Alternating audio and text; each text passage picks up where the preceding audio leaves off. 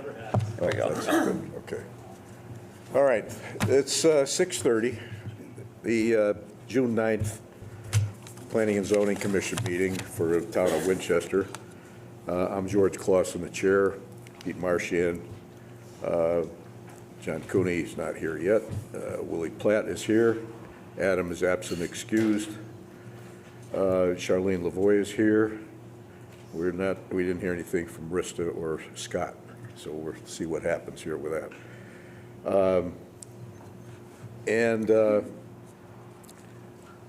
We should have had an agenda review on this Seat. agenda review. Yeah, seat Charlene, Yeah. seat you tonight for Adam, please. And under agenda review, I'd like to move 6A and B to follow number 2. I'll make that motion. All right. We got second, any discussion? All in favor? Aye. Okay, so we're going to have a presentation tonight for this DOT. So who's doing that? Yeah, I'll start.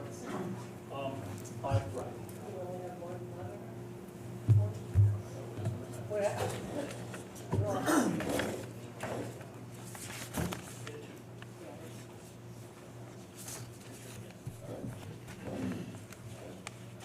We can stick with 2, or are you going for 3? Couldn't get that one. Couldn't get that Okay. one more.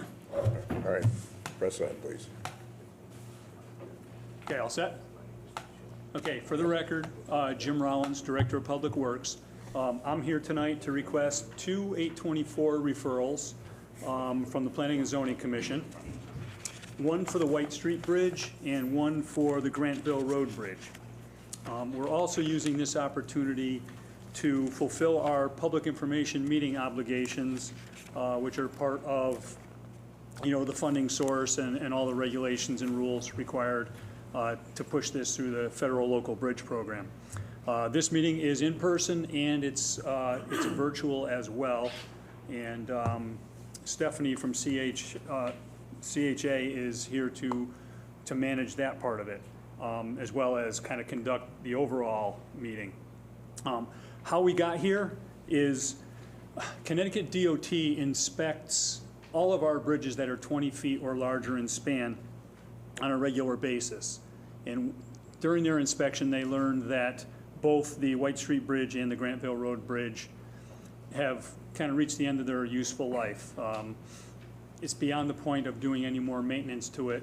They both need to be replaced. So once we learned that, Public Works, applied for design and construction assistance through the Connecticut DOT, who administers the federal local bridge program through the federal DOT. We were accepted, and Connecticut DOT utilizes private engineering firms to do the design and manage all the, the paperwork and push it through the whole process of the federal local bridge program. And that's where CHA comes in. That's the firm that DOT has hired to manage this and help us with the design, construction, inspection, and so forth. So what we're going to do tonight is we're going to go into the White Street Bridge first, and we'll have a Q&A session after their presentation where the public can ask questions and put in comments and so forth. Then we'll take a short little 10-minute break. Then we'll get into the Grantville Road Bridge, where we'll follow the same program. They will give their presentation, there'll be a Q&A, and we can try to, answer questions, take feedback, and so forth. So with that, I will hand off to Stephanie Dubay, engineer for CHA. Thank you, Jim. Thank you for that introduction. So as Jim mentioned tonight, we're discussing these 2 projects, 0162-0161, which is the White Street Bridge over the Still River, and later on we'll be discussing state project number 0162-0162, which is the Grantville Road Bridge over the Mac River. We do have an email address that members of the public can send questions or comments to. Also a phone number you can leave voicemail with. We do ask that you specify what bridge you're asking a question about or that sort of thing. So we know how to respond to you. And if you did receive a notice or you saw it in the newspaper or on the town website, there is a web page that the DOT has put up with additional information, documents, and display boards that will also be shown here tonight.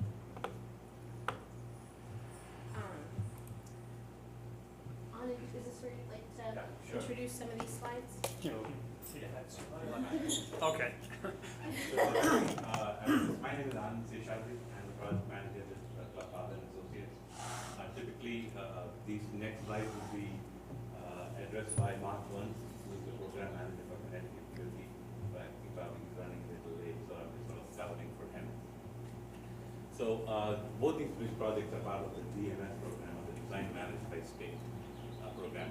So for this particular meeting, just to go as for an overview, we will introduce you the project team that's here, both from DOT and from CHA.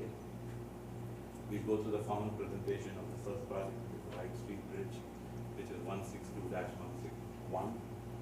We will define the purpose and need, provide you with what the existing conditions are, what one of our solutions is for the project, and then we will be happy to answer any of your questions and answers for that. And then we'll take a break, and then we'll do the same thing with the second bridge, which is the Granville Road Bridge project, which is project number 160-162. Okay. So typically, this is one of the slides that we have to present. Slide 6, the civil rights slide. No person shall, on the basis of race, color, or national origin, be excluded from participation or subject to discrimination in the development of this project. This is the same Title 6 notice that we are supposed to show. This is the one in Spanish. So just to give you an overview of the DMS program that these two projects are part of today. So in this particular program, the design, there are three phases to a project. One is the design phase, that's what we are in today. The second is the rights of way phase, where we need certain acquisitions to complete the project. That's called the rights of way phase. And third is the construction phase. So in this DMS program, all three phases are funded 80% by the feds and 20% by the state. So it's basically free to the town. It's a reimbursement program where during the construction phase, the town will seek reimbursement, but ultimately it's 100% reimbursable to the town. And the reason why the DMS program got initiated about 4 years ago was it provides a streamlined approach to design. It aids the town to keep their bridges in a state of good repair. We are able to use the full services of the Connecticut DOT and the consultants to come up with a good solution, and we are able to increase the number of bridges that we are able to get to construction. So on the Connecticut DOT side, Derek Lizard is the division chief of bridges. Mark Burns is the program manager. On this two particular projects, Andrew Shields is the project engineer, and Jack, who's here, is the right of way. On our side, the Clough Harbor side, I'm the program manager for CHA Consulting. Steph's the project manager. We have John Caporelli, who's the highway lead on the Granville Road. We have Jeff LeMay, who's the highway lead on the White Street Bridge. And we have Scott Young, who's the hydraulics and permitting lead for both the bridge projects. So typically, as actually Jim was mentioning, every bridge in the state of Connecticut, which is greater than 20 feet in length, gets inspected once at least 2 years. And they have a rating system going from 1 through 9. As you can see, 9 means excellent and 1 means imminent failure. So when the bridge starts getting to a poor condition, that's when the department programs start thinking about, okay, along with the town, what do we need to do with the bridge? And so these two bridges are in that state, and that's why we are here today talking about solutions for the two projects. Maybe we can skip this slide. So the first project we're going to talk about is 160-161, which is the White Street Bridge, and Steph will probably go through the presentation. Thank you, Anand. Here's a project location map of bridge number 05126 on White Street. You'll see that the White Street Bridge is oriented on the road in a west-to-east direction, and the Still River flows below it from south to north. The bridge is located approximately 50 feet east from the Route 8 intersection, and to the east of the bridge, there's the Fairfield Precision Parts Machine Shop, their large parking lot. Also to the east of the bridge is the sanitary pump station owned by the town of Winchester. And further along down White Street off of Nanning Drive, there are multifamily residential communities. The limits of construction for this project, which will be shown in a later slide, are approximately from that Route 8 intersection down to Nanning Drive. So this bridge was built in 1956. It was rehabilitated in 1991. It's a 264-foot span structure, which has a total length of 134 feet. The superstructure is made of 5 steel beams with welted cover plates and a cast-in-place concrete deck with bituminous concrete overlay. The superstructure is comprised of concrete abutments, a center pier, and flared concrete wing walls. The roadway width at the bridge is 22 feet, which is less than the state recommended standard of 24 feet for this type of roadway. Additionally, there is a sidewalk located on the south side of the bridge that's 5 feet wide, and again, this is less than the recommended 5.5-foot state standard. This bridge is considered to be a large structure because it has a watershed of 42.3 square miles, and because it's a large structure, it has a 100-year design storm. So looking at the hydraulics of this bridge, the underclearance of a bridge is the difference between the 100-year storm elevation that is shown in the blue dashed line here below the bridge. The underclearance is the difference between that and the low chord elevation of the bridge, which for this bridge is the bottom of the steel beams. For this bridge, the underclearance is 1.3 feet, which is less than the 2-foot minimum standard. Similarly, the freeboard of a bridge is the difference between that 100-year storm elevation and the lowest point of the roadway. For this bridge, it's east of the bridge. The difference for freeboard for this bridge is 1.5 feet, which does meet the 1-foot minimum standard. I missed a spot here. The hydraulic clear span also I wanted to mention is measured from abutment to abutment, and in this bridge it's 124 feet. Then looking at the backwater is the difference between the water surface elevation of the site versus today versus if there were no bridge at this location at all. So for this bridge, the backwater elevation is 1 foot, which is equal to the 1-foot maximum standard. This means that the bridge increases the water surface elevation by 1 foot. Finally, we'd like to note that based on scour analysis, the bridge foundations are considered to be scour susceptible.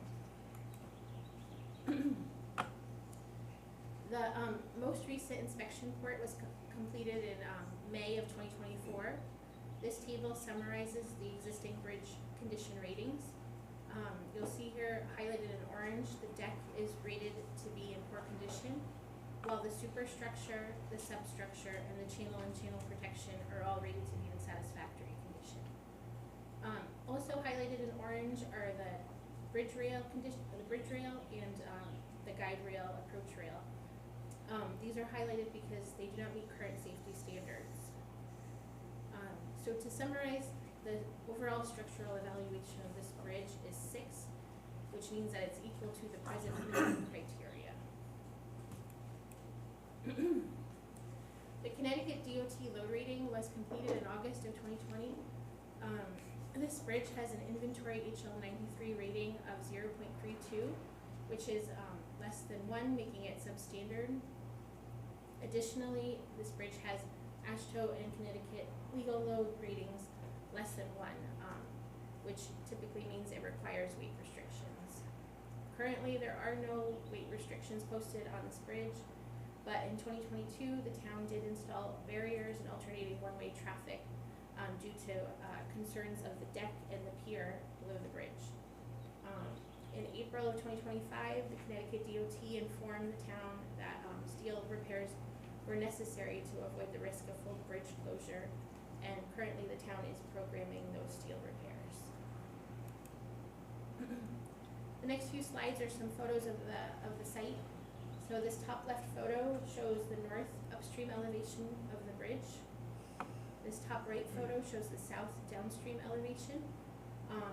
One thing to note, the western span is what carries most of the flow of the river, and the eastern span is mostly dry. This bottom left photo shows the bridge from the east approach. This is the driveway for the Fairfield Machine Shop and their large parking lot area. And to the right here, this is the sanitary pump station owned by the town. This bottom right photo is the west approach from the roadway. This shows the intersection of Route 8. This top left photo shows the sidewalk and rail condition. This top right photo also shows the pavement condition and the rail condition. You'll see that large pothole near the center pier and near the barriers that were set up by the town. This bottom left photo again shows the barriers and the stop controlled sign over the bridge. This bottom right photo shows the underside of deck. There is a 8-inch water main and a 5-inch gas main supported by this bridge. This top left photo is the condition of the west abutment. Again, shows the utilities below the deck. This top right photo shows the pier condition from the east span. You'll see that is dry under that eastern span there. This bottom left photo shows the upstream channel of the Still River, and this shows the downstream channel of the Still River. So the purposes of this project are to increase load rating capacity of the beams, to carry legal loads and avoid any weight restrictions, to address the poor condition of the deck, to increase the roadway width to 24 feet to meet state standards, to replace the bridge and approach rail systems to meet current safety standards, and to provide a bridge with a service life to extend beyond what it is now. It's 69 years old, and it's near the end of its service life, 50 to 75 years. We're proposing the full bridge replacement at this site. And we'd also like to note that despite the deficiencies of the bridge, it is considered to be safe for the traveling public, and it is regularly inspected by the DOT. For this bridge site, we're proposing a new steel beam bridge. This is similar to the existing bridge. It provides two 65-foot spans steel beam with a reinforced concrete deck. It will have reinforced concrete abutments, a center pier and wing walls with micropiles socketed to bedrock to improve the scour rating of the bridge. It will carry AASHTO design legal and permit vehicle loads. It will provide that 75-year service life with minimal maintenance. It will provide a 24-foot wide roadway that will include two 10-foot travel lanes, two 2-foot shoulders, and a 5.5-foot sidewalk located on the northern side of the bridge. There will be drainage improvements located on White Street, and the bridge rail and approach rail systems will meet current safety standards. These are some of the aesthetical treatments that are proposed with this bridge. The bridge will have form liner applied to the concrete to simulate stones on the wing walls and on the end blocks. And this is an example of what the open bridge rail system looks like, and that can be at the color of the town's choice. This is a cross-sectional view of our recommended alternate, the continuous span steel beam bridge. You'll see that overall width is 33 feet, and here it provides the two 10-foot travel lanes, the two 2-foot shoulders, and the 5.5-foot sidewalk on the northern side per the town's request for better pedestrian access. The bridge will also have that 3-tube curb-mounted bridge rail attached to the bridge's fascia on both sides. And the superstructure will support the 8-inch gas main and the 8-inch water main and the 5-inch gas main. This is a plan view of the bridge. Again, north is pointing up, and the roadway goes from west to east. The Still River flows from south to north. The orange represents the steel beam bridge with the two 65-foot spans. The yellow represents the reconstructed White Street roadway. This bridge provides 123.5 feet of hydraulic opening, and there's drainage improvements along the eastern side of White Street. There's the pink represents the 3-tube curb-mounted bridge rail and guide rails, and the flared wing walls are shown in gray to support the road embankments on all four corners. This is a bridge elevation view. This again shows that those two 65-foot spans for an overall structure length of 130 feet. Orange represents the steel beam bridge, which is supported by abutments, wing walls, and that center pier. The metal beam guide rail is attached to end blocks with that stamped concrete form liner to represent stone masonry. The wing walls and end blocks will, I missed that part. They will be stamped with concrete for masonry.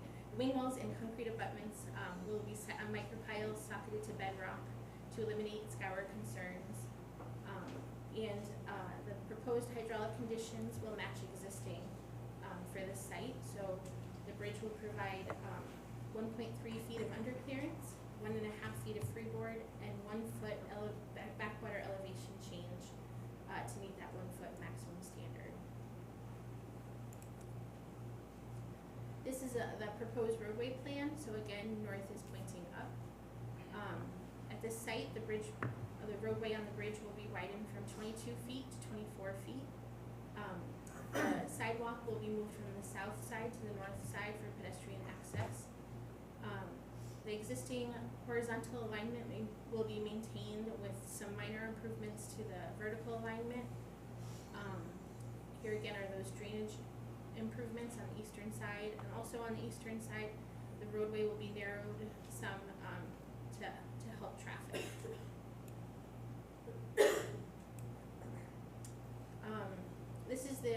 This is the proposed roadway profile. It will match existing for the most part, with just a few minor improvements. This is the roadway detour that's proposed. It's a half-mile long. Bridge 05126 White Street Bridge will be closed during traffic. It'll utilize White Street, Wallen Street, and Route 8. It will also cross bridge number 03986 located on Wallen Street. As far as utility impacts go, there are overhead utilities on the southern side. So those will be temporarily and permanently relocated further south. Also, the gas and water main that are present below the bridge, those will have to be temporarily relocated and supported during construction, and then permanently supported back on the new bridge. As far as environmental impacts, there are temporary and permanent impacts with minimal work in the waterway, and fish and wildlife will be protected with best management practices. There are no anticipated impacts to any historical aspects at the site. As far as permits, we anticipate an inland and wetlands and watercourse permit with the town of Winchester, a Connecticut DOT flood management certification memorandum of understanding, and a U.S. Army Corps of Engineers self-verification registration. This is the same roadway plan as the previous slide, but this highlights the rights-of-way impacts. Most of the impacts will be applied to properties owned by the Connecticut DOT, or the state of Connecticut, and the town of Winchester. There are 3 permanent takes proposed for the construction and the maintenance of the main walls, highlighted in orange. There are also slope easements proposed around the bridge, embankments, and there are temporary construction easements highlighted in purple for the construction. Finally, just the rights to install erosion and sedimentation controls during construction. I'm now going to pass it over to Jack from the Department's Rights of Way unit to discuss the rights of way process. Thank you, Steph. Good evening. My name is Jack Carlson. I'm an assistant project coordinator with the Connecticut DOT's Division of Rights of Way. Our office is responsible for the acquisition of property rights necessary for transportation projects. So before I begin, as Steph mentioned, there are a few property rights that would be necessary for the completion of the project. But any property rights that are required will be in accordance with Connecticut General Statutes 13A73 as well as 13A98E and the Federal Uniform Act. Next slide. So provide a brief overview of our acquisition process. Once the project has reached a specific development milestone, the property impacts that are required will be finalized. And at that point, property maps will be generated that depict the specific impacts to each property owner. A formal letter of intent to acquire will be mailed to each impacted property owner, as well as a copy of the property map that shows those specific property rights being acquired. At that point, our office will determine the fair market value of those specific property rights, and we'll use that information to generate an offer of just compensation, which will be provided to the property owner in writing, and as well as a property map will be included with that. And the office will provide a right-of-way agent to meet with the affected property owner to explain the actual project, the specific impacts being acquired from their property, as well as the department's offer. After that, the department will then allow a reasonable amount of time, about approximately 30 days, for the property owner to enter into negotiations, to consider the offer and enter negotiations. When an agreement is reached, the department will prepare all the necessary legal paperwork, the deed, and as well as generate a Mylar archival copy, quality copy of the property map and record that in the town land records for the property owner. However, if an agreement is unable to be reached, in order to maintain a timely project schedule, the department will then move to exercise its power of eminent domain to acquire the necessary property rights for the project, and will file a notice of condemnation with the Litchfield Superior Court and make a monetary deposit in the amount of the department's initial offer with the court. At that point, the property owner then has 6 months from the date on the notice of condemnation that is filed with the court to file an appeal, and they would also be able to withdraw the money that was deposited in the court at any time during that period, whether or not they choose to appeal or not. One last note I'd like to make is that the department will only acquire property rights necessary for the project, and if there are any additional questions about the right-of-way process, I'd be happy to answer them after the presentation. And with that, I'll give it back to Steph. Thank you. Thank you, Jack. So to summarize this presentation, we're looking at the schedule. For the schedule, we're looking to start construction in the spring of 2027. This is, of course, subject to rights of way and permit approvals. We anticipate the construction duration to be 2 seasons, 16 months, because of the size of the bridge. The estimated construction cost is $9,680,000. This is, as Anand mentioned earlier, using 80% federal funds and 20% state funds, with no cost to the town of Winchester. And one final thing to note, the cost and schedule are preliminary, so they are subject to change through design.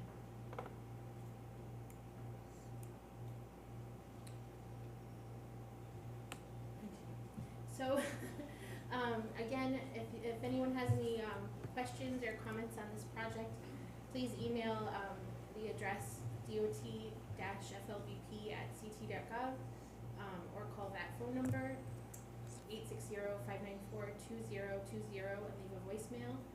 Please, note that this is for the White Street Bridge project in the town of Winchester, and again, that webpage is posted here as well. We are accepting comments through June 23rd, 2025, so that's 2 weeks from now. You can also email Andrew Shields from the DOT for this project, or call him. I think that wraps up our presentation. Move on to the question and answer section.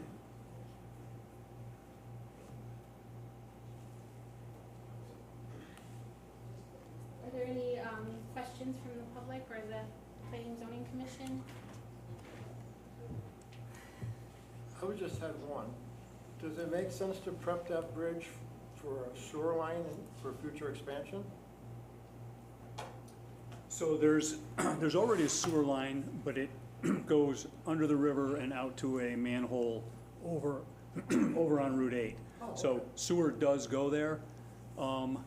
We've had some discussion that it might not be a bad idea to have a replacement pipe, because digging a new one under the river has obvious environmental impacts. It's slow, it's prone to, infiltration, so it's a thought, yeah.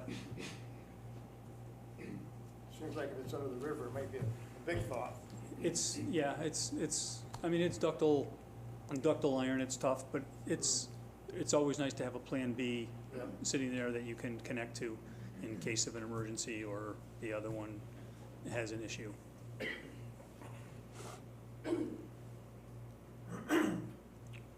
Somebody in the back in the audience has a question. Hi, hey, I'm Leland Latroy, I'm the owner of Fairchild Precision Parts.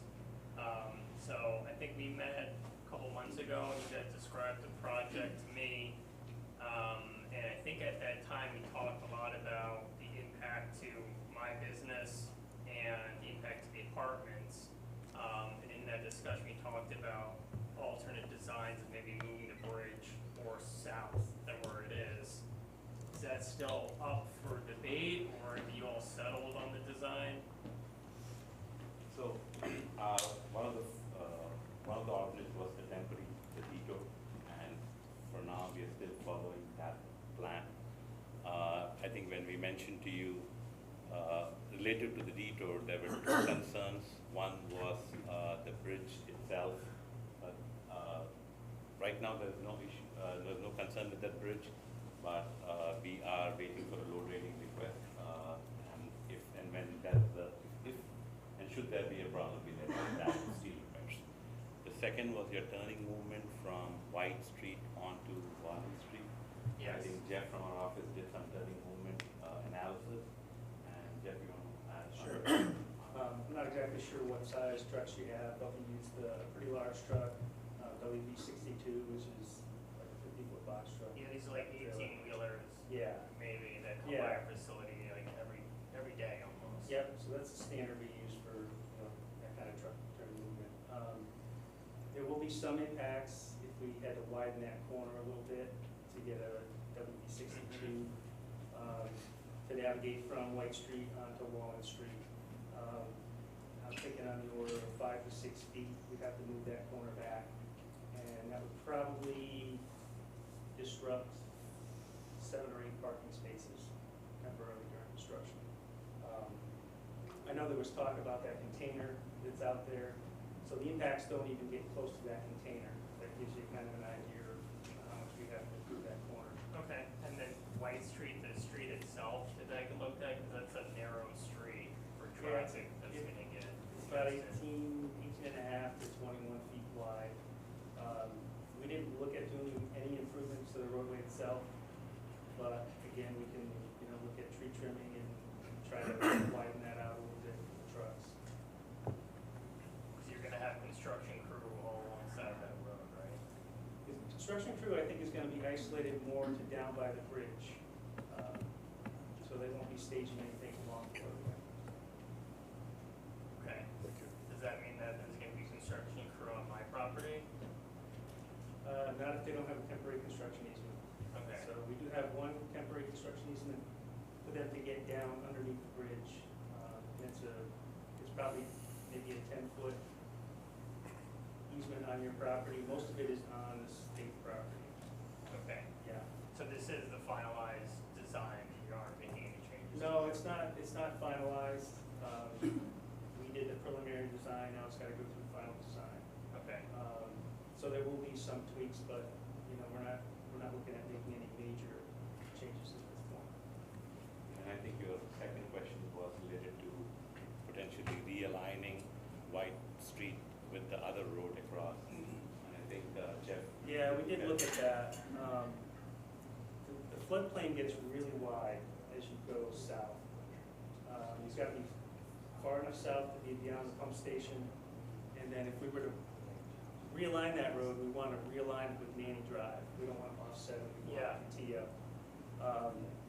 Floodplain and the wetlands are almost twice as wide as what they are on the bridge. So there'd be a lot more environmental impacts. There's a pretty significant culvert coming down Brook Street. It dumps out directly across Route 8. That would have to get relocated. There'd be pretty good property impacts to that private property south of the pump station. As you can see, I think the red line underneath the pump station is where the town's easement or right-of-way ends. So anything further south of that is all private property. And then there are some potentially archaeological stone foundations south of that. You know, I don't know if we'd impact it, but they're definitely in the area. So that's something we have to consider. So given all those different, I guess, struggles in trying to get that road further south, doesn't seem like it's a really good option.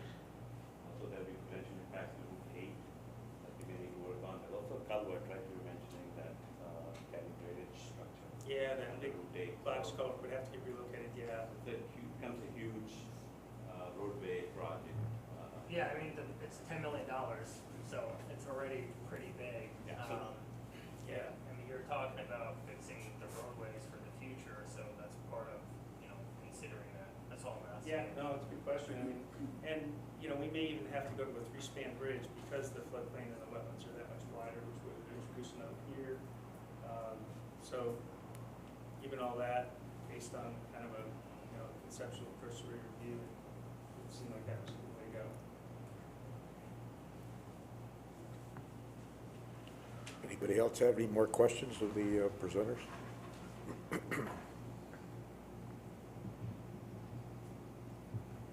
Commission members, anybody? No, okay.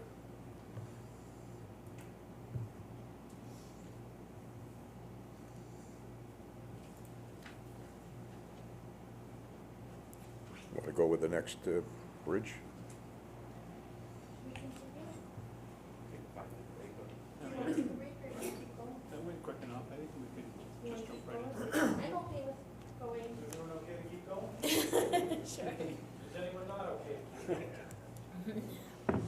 Just take a sip of water and I'll continue on.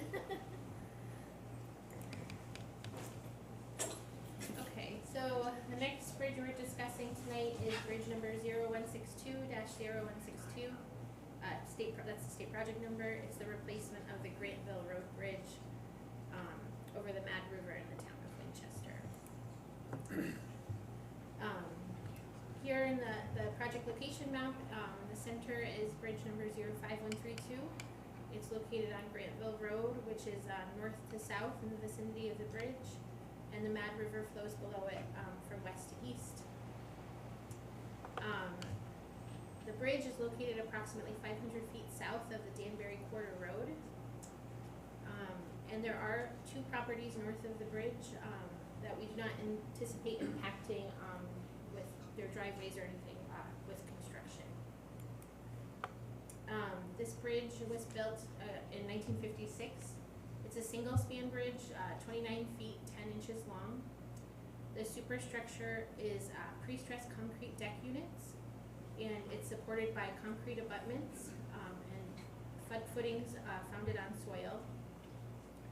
The roadway width of the bridge is 22 feet 4 inches, and the average daily traffic for this bridge is 60 vehicles per day. This bridge is considered to be an intermediate structure. It has a 7.5 square mile watershed, and it also has the 100-year design storm for this intermediate structure. The hydraulic clear span for this bridge is 28 feet, which is less than the 1.2 times bank full width of 31.2 feet. Similar to the other bridge, the underclearance of a bridge is the difference between the 100-year storm elevation highlighted in the blue dashed line to the bottom of the concrete deck for this bridge. This bridge has an underclearance of 9/10 of a foot, which is less than the 1 foot minimum standard. The freeboard, which is the difference between that 100-year design storm and the low point of the roadway, which is located south of this bridge, is 2/10 of a foot, which again is less than the 1 foot minimum standard. And finally, the backwater elevation, which is the difference between the water surface elevation if the bridge did not exist to what it is today, is 1.3 feet, which is greater than the 1 foot maximum standard. So this bridge increases the water surface elevation by 1.3 feet at the Mad River. And this bridge also is found to be scour susceptible. This bridge also had the most recent routine inspection done in May of 2024. This table summarizes the conditions of the bridge. Both the deck and the superstructure are rated to be in poor condition, while the substructure and the channel protection are rated to be in good condition. Again, the guide rail and the approach rails, the bridge rails, do not meet current safety standards. And the overall structural evaluation for this bridge is rated to be a 4, so it meets the minimum tolerable limits if it's left in place as is.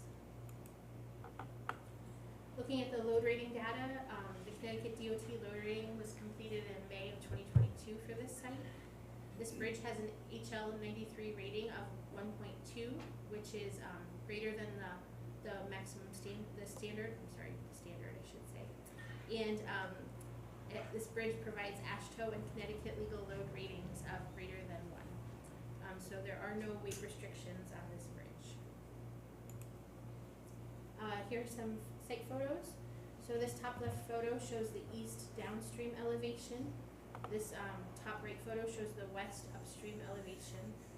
This bottom left photo shows the bridge's south approach. And this bottom right photo shows the bridge's north approach. This top left photo shows the overlay and bridge rail condition.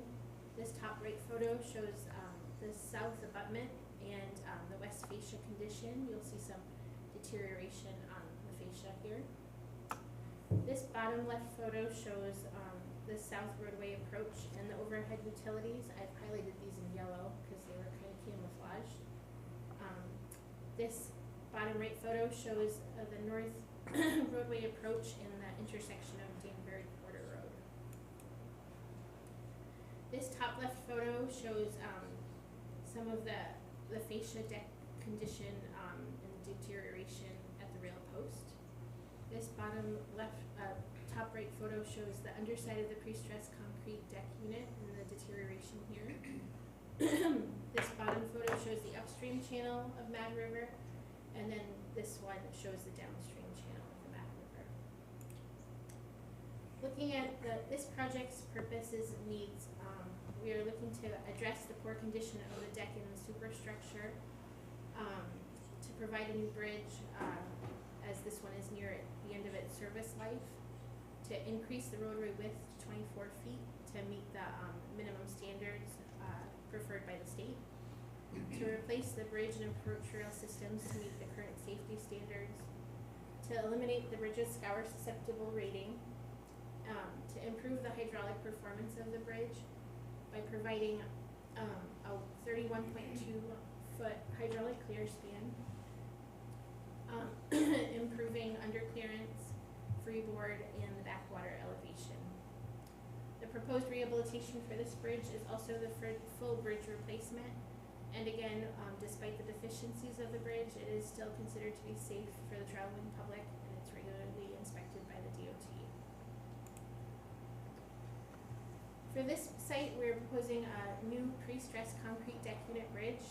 This bridge will be 41 feet 3 inches long, single span again, with a concrete deck unit providing a hydraulic clear span of 38 feet. The bridge will have reinforced concrete abutments, wing walls, and micropiles socketed to bedrock for scour. It will safely carry the AASHTO design and legal permit vehicle loads. It'll have a 75-year service life with minimal maintenance, provide the 24-foot wide roadway, including two 12-foot travel lanes. The bridge will have an open bridge rail system and approach rail system to meet current safety standards. And the roadway will be shifted slightly to the east to improve the sightline conditions across the bridge.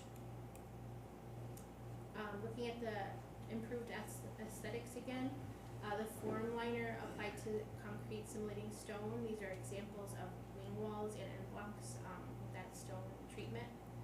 And the bridge rail system that's metallized in the color of the town's choice. This is a cross-sectional view of the proposed pre-stressed concrete deck unit bridge. So again, the roadway width here is 24 feet, providing two 12-foot travel lanes. Here are the three tube curb-mounted bridge rails attached to the bridge's fascia, and the deck is pre-stressed concrete deck units with a cast-in-place concrete topping to protect the deck units. This is the proposed bridge plan view.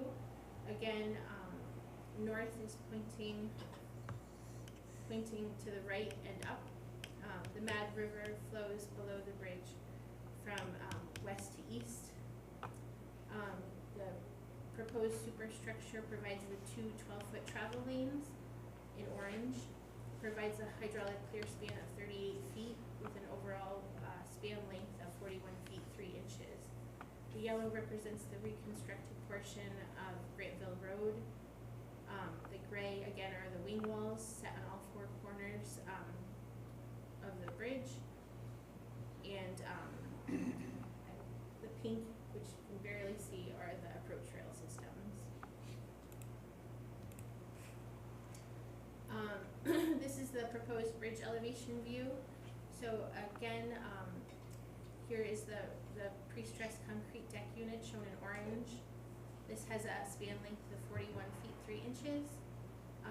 The metal beam guide rail shown in pink are attached to concrete end blocks to meet design standards. The gray are the wing walls and concrete abutments socketed with micropile socketed to bedrock to eliminate scour concerns. And any exposed areas in the end blocks and wing walls will have that stamped concrete form masonry treatment. The open bridge rail system will accommodate the 100-year design storm and improve the hydraulic standards, providing 1.2 feet of underclearance, 1.8 feet of freeboard, and a half a foot of backwater elevation change for this site. This is the proposed roadway plan. So again, in the vicinity of the bridge, the roadway width will be widened from 22 feet 4 inches to 24 feet. We are proposing approximately 450 feet of roadway reconstruction, and the roadway alignment will be improved, and sightlines will be improved by shifting the bridge and the roadway slightly to the east of approximately 5 feet. This is the proposed roadway profile. You'll see that the roadway is increasing, being raised approximately 10 inches to improve the hydraulic conditions of the site. This is the proposed detour. It's 8.4 miles long, and it utilizes local roads. It uses Grantville Road, W Road, Winchester Road, and Schoolhouse Road. This was evaluated and recommended by the town. The bridge would remain closed during construction, which is located up here, 05132. So this is the best detour for this area. Looking at utility impacts, there are overhead utilities located east of the existing bridge. So those will have to be temporarily or permanently relocated. maintained throughout construction. As far as environmental impacts, there are temporary and permanent wetland impacts proposed with minimal work in the waterway, and best management practices will be met to protect the fish and wildlife. There are no historical impacts anticipated for this site, and the anticipated permits are the Inland Wetlands and Watercourse permit from the town of Winchester, the Connecticut DOT Flood Management Certification Memorandum of Understanding, and the U.S. Army Corps of Engineers Self-Verification Registration. This is looking at the roadway plan again, but as far as rights-of-way impacts go, there are 2 slope easements located on this side of the bridge, as well as 2 temporary construction easements. Other than that, this project will also require the rights to install erosion and sedimentation controls. And then I'm gonna ask Yeah. Jack to come up and speak about the rights of way again. So, I can go over the process again. I don't see any new faces. But it's the same process for this project as well. Again, everything will be done in accordance with Connecticut General Statutes 13A73 as well as 13A98E and the Federal Uniform Act. Move on. Next slide. So again, just going over our process again. Once the project's reached that development milestone where the property impacts have been finalized, we will send out that formal letter of intent to acquire along with the property map that depicts the specific rights being acquired. In this case, I believe there's only 2 impacted property owners. So 2 impacted property owners will receive those property maps. The department will then provide evaluation of those impacts and then provide an offer of just compensation to the property owners. And a property agent will become available to explain the project, the impacts, as well as the actual offer to the affected property owners. At that point, there's that 30-day period, general, a reasonable amount of time to enter negotiations, consider the department's offer, and if the agreement is reached, then the department will prepare the necessary legal documents to record the either warranty deed, in this case, be an easement deed on the land records, and a copy of that property map for the town land records.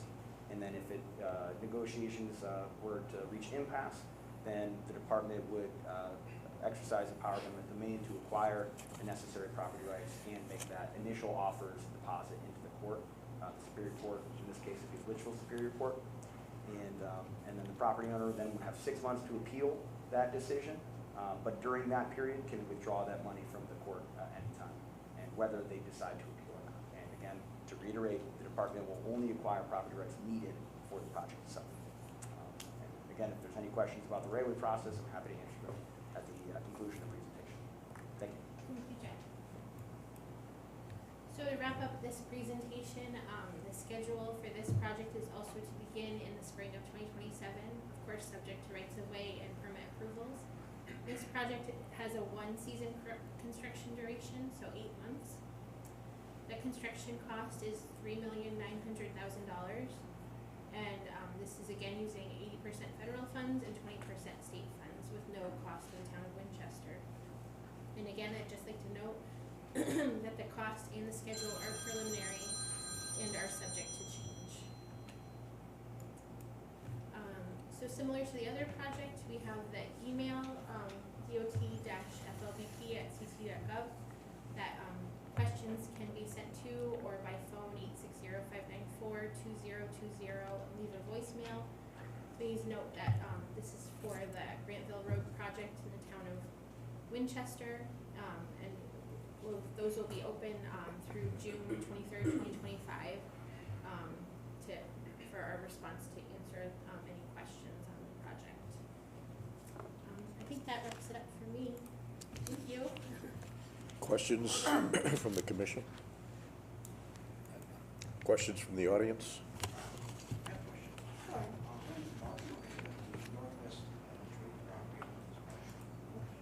Right-of-way information seems to be vague and doesn't follow any property line information or right-of-way information proposed. So this is Reference surveys or anything like that. How do we know that matches what's? on our surveys. So this map actually was developed by the surveyors, and they also researched the town records, so that's how the property lines are.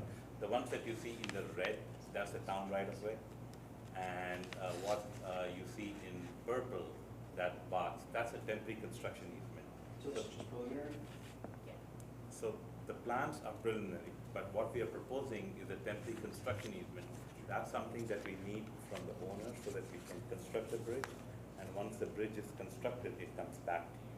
So there will be references to Yes, and that's the right-of-way process that, on the final site or something? Yes, the property map, once the final property map has been created, that has a list of references as far as the survey data as well as any of the potential maps that are on the public land records.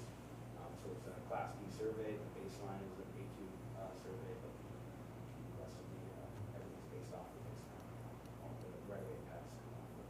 And there'll be existing monumentation on those plans? Sorry, what?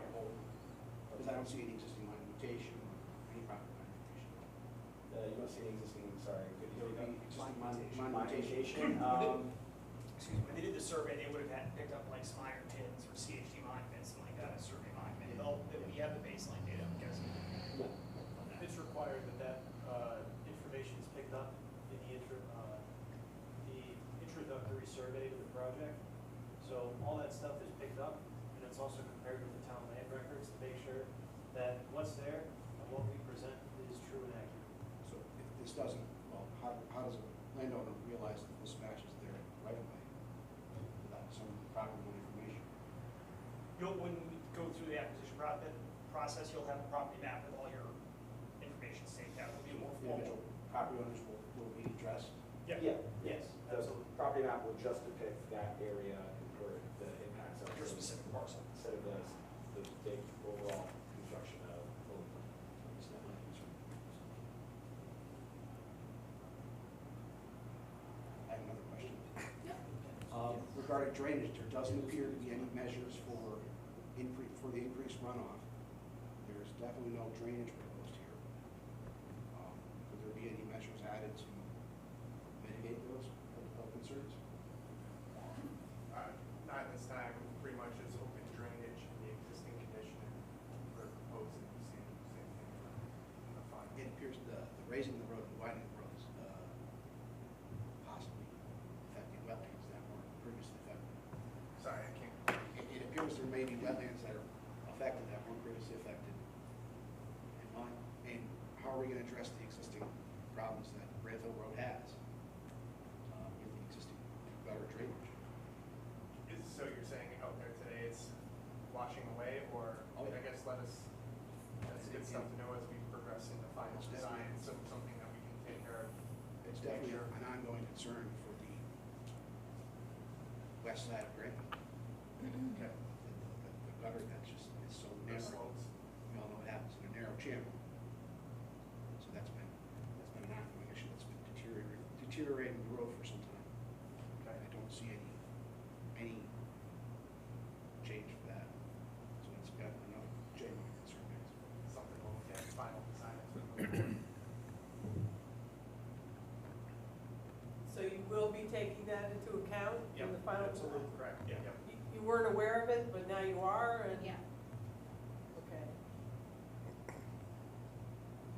That's not a major change to have to incorporate into the design. Yeah. But usually when we go through, we evaluate if there's closed systems like catch basins, whatnot, this being open drainage system, it's a little harder to pinpoint. Getting information out there helps us go through the process, whether or not we need to address it with something more like curbing, catch basins, whatnot, something like that, or we can get by with existing vegetated swales, drainage, open drainage, something like that nature too. Yeah, I don't see any proposed swales or anything on this Yeah, project. we can look at the runoff and calculate that, we run through all that. So will there be some other opportunity for this property owner to see that final design, see these things Well, happening? You'll see the town will see the 60% plans when they're developed, that's semifinal, that's gonna be available for their review, and then obviously when you're approached, anything that's gonna impact your property is gonna be shown to you through property maps and whatnot. Well, he's talking about the public road, not your That's correct. property. Within the public right of They'll way. be available at the town for view. Anybody else have any questions of the presenters? And those plans will all be on OpenGov, right? The, you know, any citizen can go in and look at those. If the town chooses to upload them, yeah, for sure. Right? Yes. Yeah. Any other questions, concerns? Okay, well, thank you very much.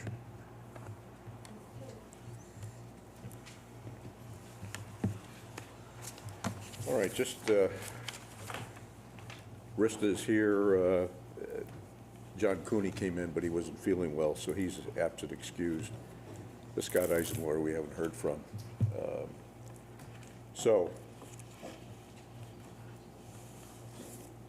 the next thing we'll do is make a decision with regards to what was presented for the 824 referral. Did we have any draft motions on that? No, we don't have a draft. I gave you some language in your staff report, looking at the current plan of conservation and development.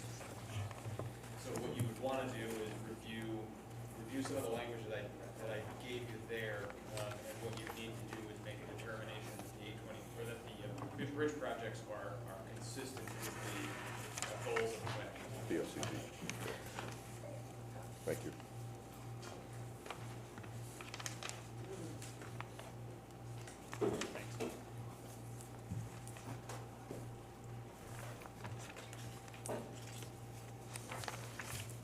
All right. So at this point, we've moved the action on those two presentations to right now.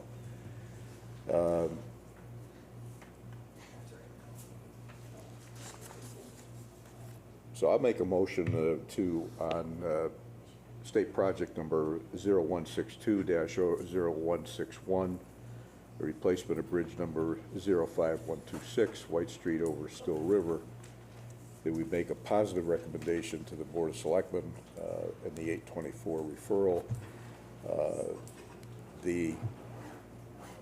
It's consistent with the goals within the 2021 Winchester POCD, which outlines maintenance and rehabilitation of public facilities and roads as key actions. I'll second that. So we have a second. Do we have comments or discussion of the motion? All in favor of the motion? Okay. The second project, so I'll make a motion to do a positive recommendation of 824 referral to state project number 0162-0162, replacement of bridge number 05132, Grantville Road over Mad River. And again, this complies with the POCD that we have in place from maintains the upgrading the public infrastructure, maintaining the transportation system in good repair for consistent and reliable use. And that's the 2021 Winchester POCD, which outlined maintenance and rehabilitation of public facilities and roads as key actions. I'll second that also. We've got a motion and a second. Discussion of the motion. All in favor of the motion? Okay, so that's, we'll fill that information out, and send it over to the Board of Selectmen. Thank you for All right. the presentation. Thank you. Thank you, Commission, and special thanks to Jeremy and his office for all that public notification and organizing all that stuff. That was really super helpful. Thank you, guys. All right. Good night. Thank you. Thanks, Jim. Okay, the next is the public comment number 3. Do we have anybody that has anything that they want to ask or submit to us, other than what's on the agenda? Mr. Chair, if I may. Yes. And this is an error on my part, so I apologize. Under 6A, under number 6, new business, we need to add PZC 25-11. This is going to be a special permit for a new non-conforming use in an existing non-conforming property. So it will require a special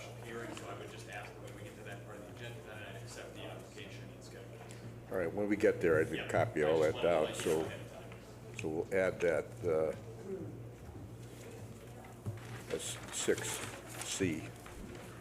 We've acted on 6A and B. Thank you. Okay. The next is number 4 is the public hearing for application PZC 25-8. Applicant Timothy Wiley Jr., licensed surveyor, located 165 Torrington Road. Proposal special permit application for mixed-use building to include landscape/construction yard, storage, personal, mini warehouse, vehicle sales, personal, vehicle sales, professional, vehicle sales, pleasure, and a large warehouse. So if you'd like to make a presentation of what you're proposing, please. Well, the client that I'm looking for is looking to Move up to the table here. Yeah, just your name and address, please. name and address is Tim Wiley, land surveyor. Property I am referring to is 165 Torrington Road.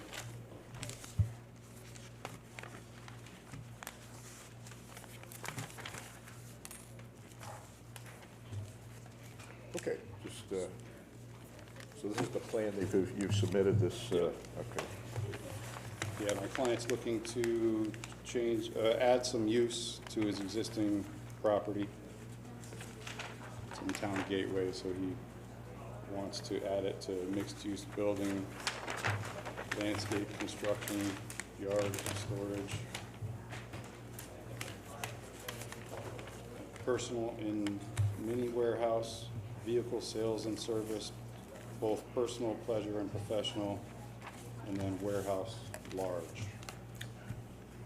So when you're drawing, when you've presented to us, you've got, looking at it, it would be the north side, but the northeast side, you've got the boat, RV, and equipment storage area, and just that open area.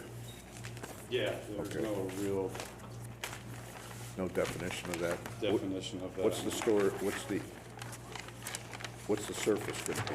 Just, so is there any pavement or? No, that's all old gravel that's Gravel. now grown over as, weeds pretty much now. And then the front section toward the Route 800, landscaping, material storage, and construction yard storage. So there's nothing. Yeah, that's it's just- along the DOT's maintenance facility Yeah. there, along the fence line. Okay, It's basically the whole hatched area between the driveway, the existing building, and the parking lot. From that area toward the DOT parcel would be. the- any lighting or any? No, there's no lighting or anything. No, over there. nothing. The only lighting that he's proposing is along the driveway, entering the parcel.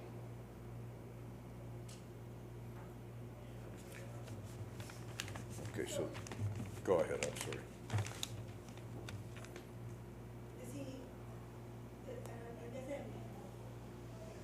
is this gonna incorporate all of these things? Is it a dealership, or that he's gonna have equipment, like RV boat storage as a dealer, or is he renting spaces just for storage, for people to have like overwinter storage, or? Yeah, essentially, that would be the boat and RV storage area over there. That's for And then, private rentals? right, and then the display area is listed on the, I guess would be the westerly side of the existing parking, paved parking area. That would be the display area for For sales? sales, yeah. He's gonna do sales and storage? Yeah, storage would be off to the northeasterly side. So when you say car, truck, and equipment display, that's the That's display? the sales for that sales. he would be, yes. And is that gonna be parked out, is that grass there? Grass That's there? old gravel which is now kind of weeds also, but yeah, that's all. It's hard to define the gravel area. So is that gonna be the whole area here, or is there like a limit to where that display's gonna be? Or is it gonna come right up to the 100-foot buffer area? I don't know that there is a idea to move any farther than I would say probably to the buffer area.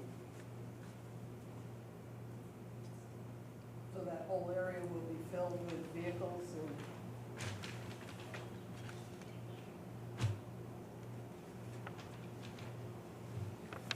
this whole area will be filled? Yeah. Unless, you know, there's a limit that he wants to hold. Well, typically, when we've had something come in like this, we've got a little better definition of what the anticipated. Yeah, well, I mean, the way I have it on here, I was thinking, you know, that it would be in this area. He also wanted to put in something else that would be in the future, I suppose, so that would kind of hinder, right, where the display area would be as well, so.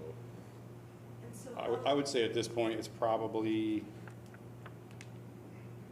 maybe 200 feet is the intent right now for the display area.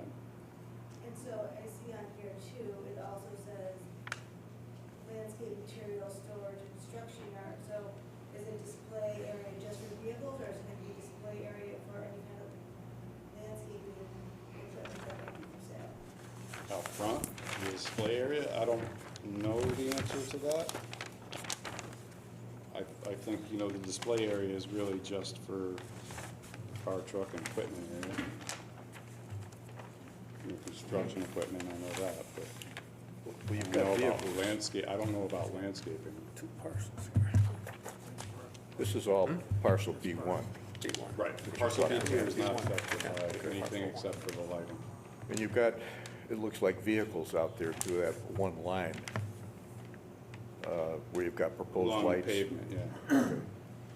Yeah, that's the delineation in the pavement there. And what's, He wants the display area and the gravel area for the construction equipment.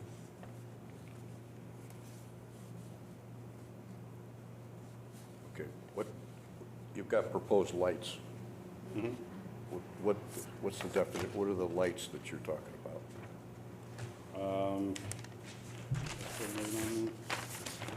They're typical parking lot lights with the lock off or Do you have any, pointed down. I don't have a detail of specific lights. we should have the detail on that, so it'll be incorporated with whatever we Yeah, approve. with the cut sheet from, Yeah, with a cut sheet on it, so that we have that detail, so if, when you put them in, it'll be inspected, whatever the base is, and,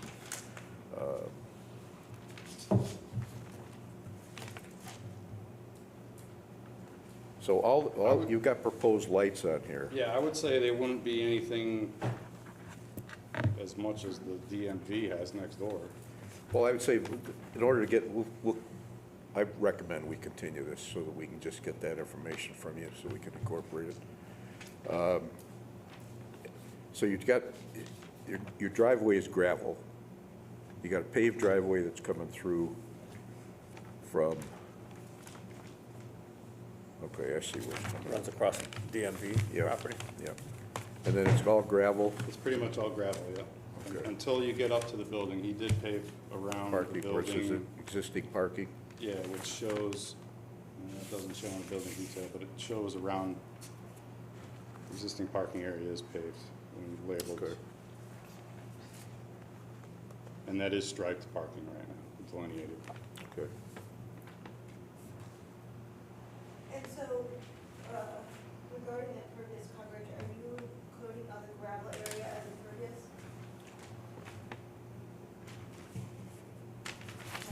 Yeah, if I calculated impervious on here, yes, that is, should be, yes, that's all calculated. Because in the definition, Yeah, it's in gravel the zoning is table. impervious. But I right? know you said there was like gravel areas in the. Well, I display didn't, area. because I couldn't delineate that, so I didn't really. Because it was used for landscape stockpiling anyway prior to that, and has been disturbed so many times, and so it's hard to really see where the gravel actually is. I delineated where gravel is that is most used now. All right, you've got proposed ADA parking sign too. So we should have that also put on something that we can put in the file for this so that when it's inspected, it complies with what we're supposed to have. So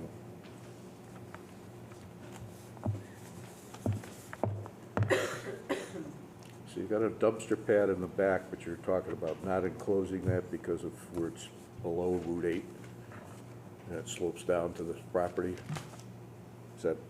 Well, the idea is, it's behind the building, so it should be basically out of view of the public. Yeah, there still should be fenced in, keep animals and bears and stuff out. Yeah. So we would actually need, definition of what you've got there, and then you should show an enclosure so that we could have a gate so that it could be enclosed and protected from animals. So, I just wanna go back, you say that you're gonna also have equipment sales. So this is gonna require a used car or used vehicle permit from the state of Connecticut. So I know that they're going to wanna see the exact location for sales. And I personally, I don't necessarily have a real issue with this type of use here, but I've seen these uses kind of go haywire and go out of control.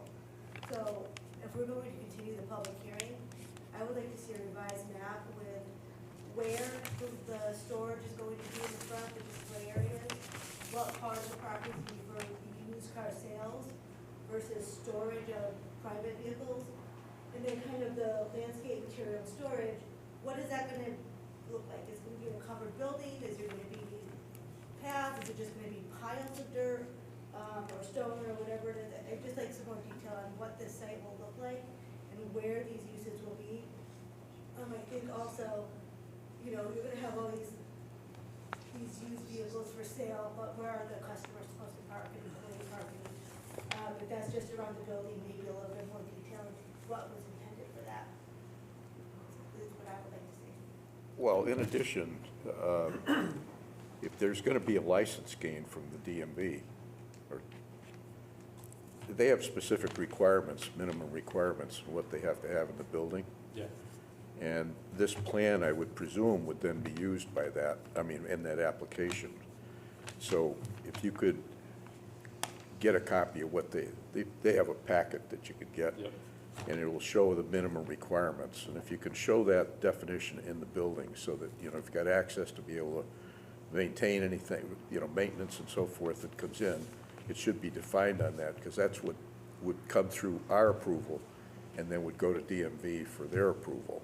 So they would need it So approved you by want to us. see how many service areas? Well, if there they, will be? if they have whatever they're gonna have for service area, and then they've got it possibly office, they might have the parts section and so forth. Yeah, well, that's shown on the building detail. It's shown where? On the building detail. Okay, oh, I see it, Upper okay, left-hand corner. yep. So it's a two 14-foot overhead doors?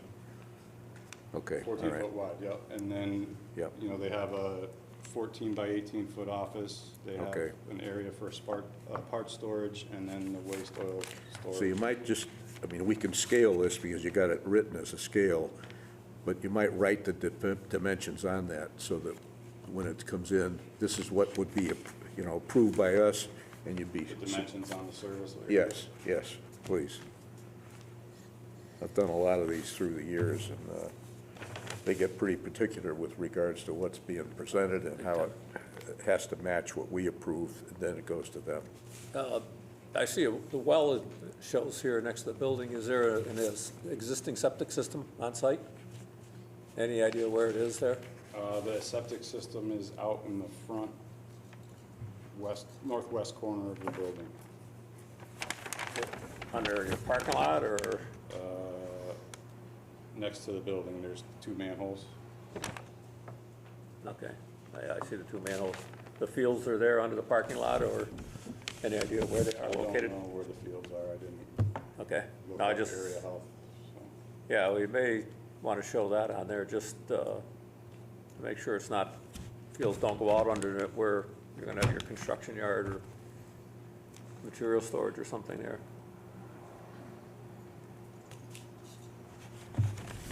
We're gonna add the details on your proposed lighting, what they are, and what the base is gonna be and so forth. We'll need, well, you got the building layout, so, okay. No, there's no additional lighting on the outside of the building at all around the perimeter, other than what's already there? You know, nothing that I know is proposed. I don't know if there's lights on the building itself. Yeah, I think there may be one on the front, but But going if- by at night, but I just wondered. But if there's gonna be lighting on it, it should show it on the plan so that we've got that in a reference of what it is exactly. Right. It should be at a 90-degree cutoff. Jeff and Jeremy, I'm assuming you've been out there, this ditch, this is a ditch, it's not an individual water course. Yes, ditch. No, It looks that's, like it feeds the river, so I just want to make sure that. that's all drainage from Route 8. It goes behind the state DOT property, and all the drainage from Route 8 comes down through there.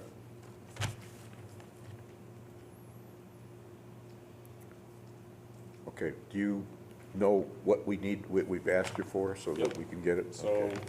septic area,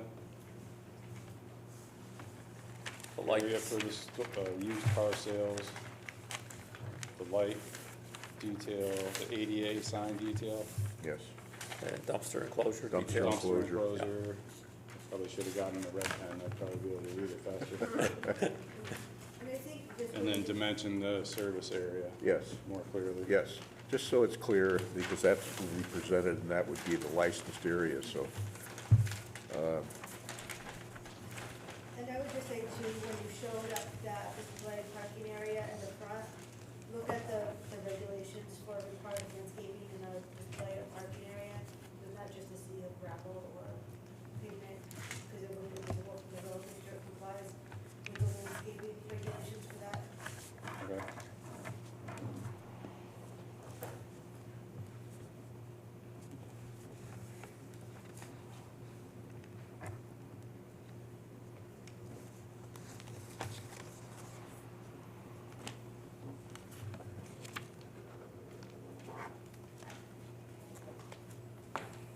Okay, anybody else on the commission have anything, comments? What we don't want is have them come back and then come up with more stuff at the end.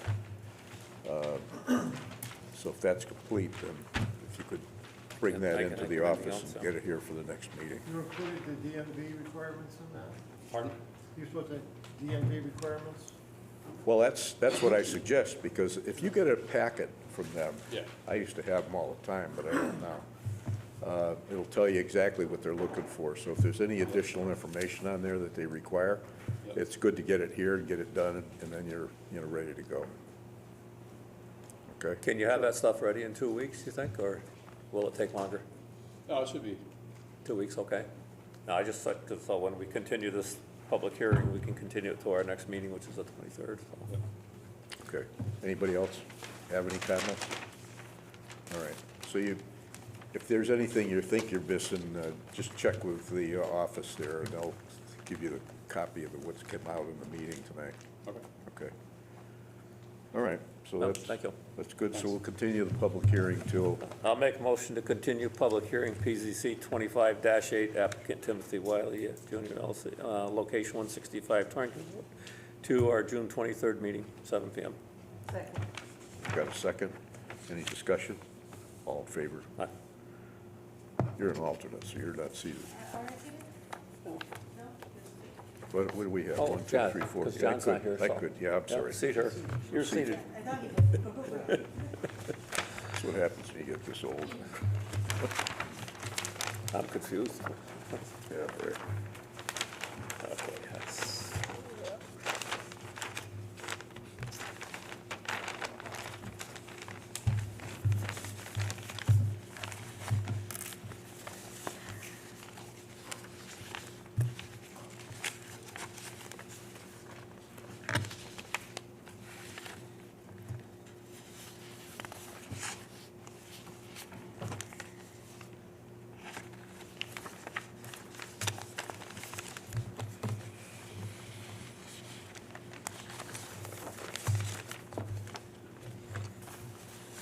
Oh, sorry.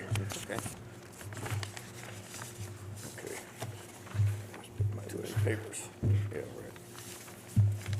Okay. The next public hearing is number 4B, PZC 25-9, applicant Martin Connor, location 103 Riverton Road, proposal special permit application to add storage business, outdoor limited, and landscape construction yard, use of the property. So if you just introduce yourself and Good evening, Mr. Chairman and Commission. My name is Martin Connor. I'm a certified planner with the American Institute of Certified Planning. I've been doing planning work in the northwest corner for about 35 years. Former city planner in the city of Torrington, town planner for Goshen for 30 years. I've done some work for the town of Winchester, helping you with some big projects in the past. Today I'm here with a small project for Nick Alexson and Will Sweeney, who are in the audience. You guys want to stand up? Hopefully you've met these two guys in the past. They're very hard-working young businessmen that want to expand one of your existing businesses in town.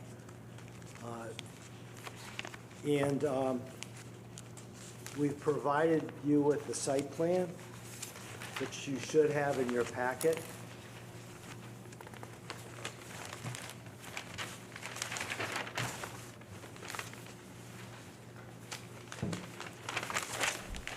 If you're familiar with this site, Nick Alexson currently has a business where he is a diesel mechanic and he fixes trucks and some larger vehicles. I believe in the past you've known this property for bus storage. So it's actually right now is a very underutilized site, has a huge gravel parking area on it. And these young enterprising gentlemen knew that contractors are getting their vehicles fixed from time to time there.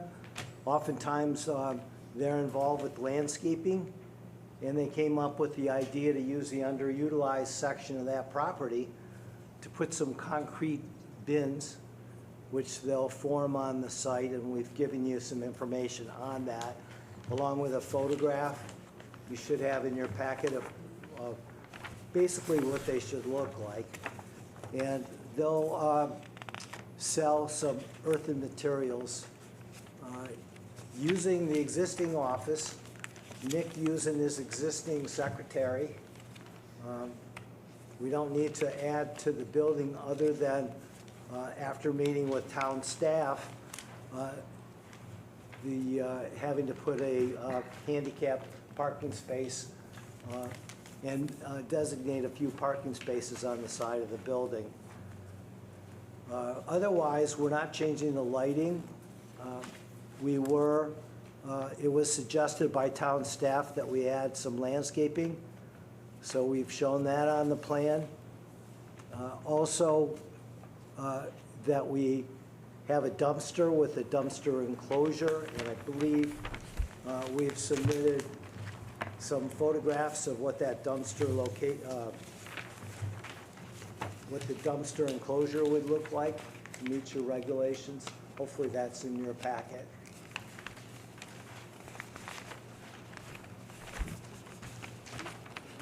With your permission, I'd just like to run through your special exceptions section. yeah, that's the only thing I've got. Sorry, you did submit that.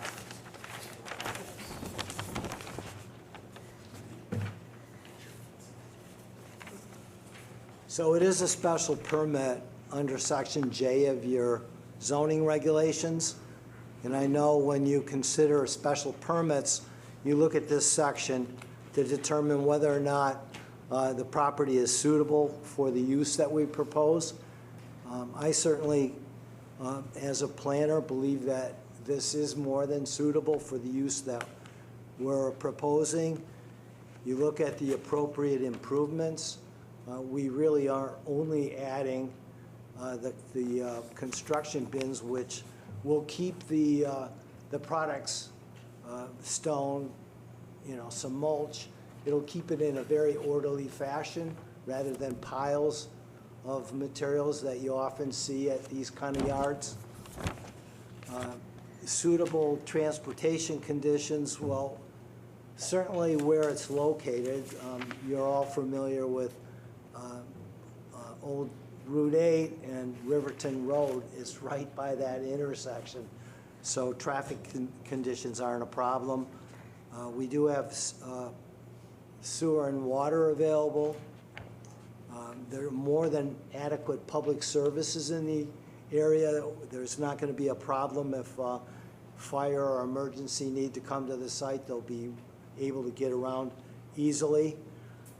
We have received an agent inland wetlands determination that our proposed project, which is going to be done on the existing gravel area that's there presently, will not impact the wetlands in the area.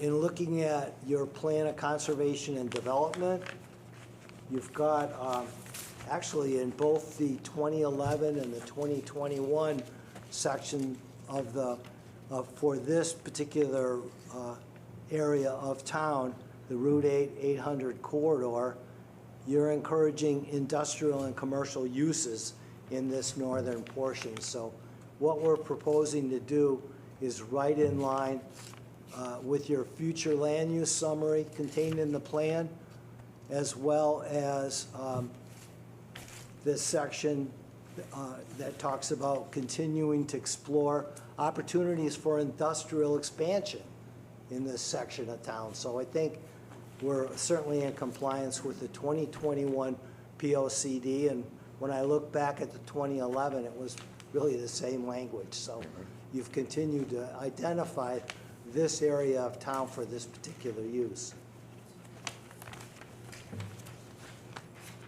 So there's going to have to be a motor vehicle license for this? Not for what, they already have a motor vehicle license for the diesel mechanic truck and auto repair, but there isn't a license that we need for the sale of the earthen materials. Well, I've done an awful lot of automotive licensing things that we built, and so you don't have to go into DMV, We don't. We already have our DMV license. and you use this plan to show that? They used they used this plan, but not with the construction, not with what we're proposing. The bins are separate, but they had previously identified the bays and the other parking area. Well, it'd be helpful if that was on this plan, frankly. And you've got lighting on the outside of the building? We're not proposing any additional lighting. We currently have the required lighting that the building department requires by the doors. Okay. Frankly, I'd like to see that kind of thing on the plan, but you've also got parking in the green with a handicap and so forth. That's all going to be what, on gravel? No, we have to pay it. We have to pave the handicap spot and put a sign there. Okay.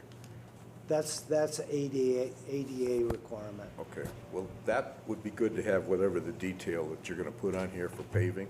So you've got that, so it's on this plan? Because I don't see any detail on here with regards It's in to. the notes, of number 8 in the notes, but I know what you mean. Well, there's no detail. It's Yeah, going I to be, understand. but we should have that added. You've got a handicap, or the dumpster enclosure, but we should have, It's in the back, Mr. Chairman. It's showing where it's being located. yeah, I see that, but it should have dimensions on it, should be whatever you're going to be for the pad that it's going to sit on, and the height of this, and the details of what the material's going to be. It looks like, We do have, we have provided staff with the details on the concrete bins. The dimensions, that was a staff comment. They'll be 8-foot tall, 12-foot wide, and 15-foot deep. It'll be within the setback areas. Yeah, Like it here. yeah.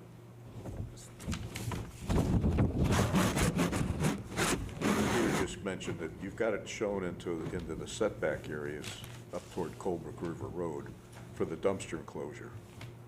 Does it have to be, it should be inside the setback lines.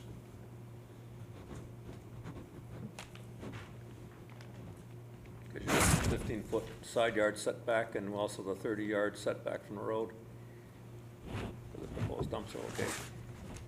Okay, we can relocate that within the gravel parking area. But we need something on the plan so that it can be incorporated for this file that shows the detail of what the thickness of the slab is going to be, the details of what you've got a picture of here. So we need details to be put on the plan so it goes together, if you could. And whatever lighting you have on the building, I'd like to see you define what it is. If it's existing, then show it's an existing and it's, whatever, the wattage and so forth. Were these bins going to be shifted farther south? 'Cause They're gonna be shifted so that we're just using the gravel parking area. Yeah, because the rear Solely. of those looks like you got it, where the topography is, you would have to fill that area to. Yeah, in we're order- not going to do any of Yeah, that. so, I mean, they really should Relocate that. be relocated where they're going to be built on the map. So your proposed hedgerow screening, that's on state property?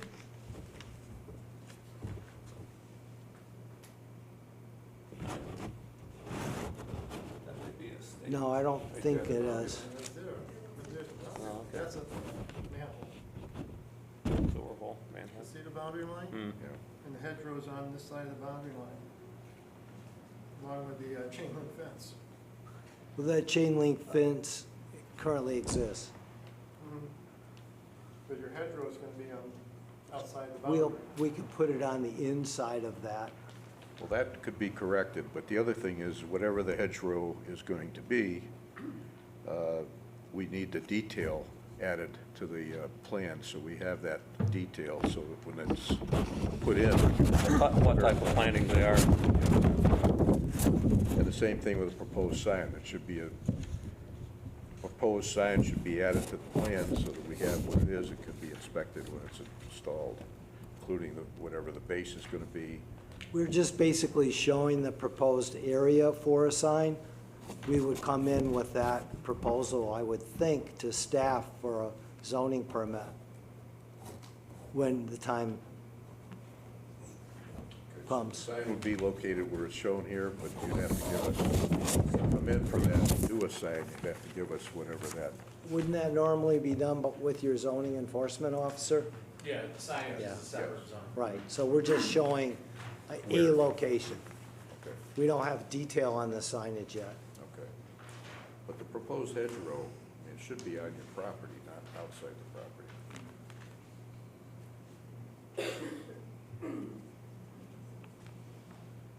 So I have two comments here. Yeah, go ahead, I'm sorry. Yeah. So first I want to say, I drive by this all the time, my sister lives right up the road. And for a while there, it was looking pretty bad, so I want to commend you for taking care of all those cars that were there and kind of cleaning up the site, it looks much better.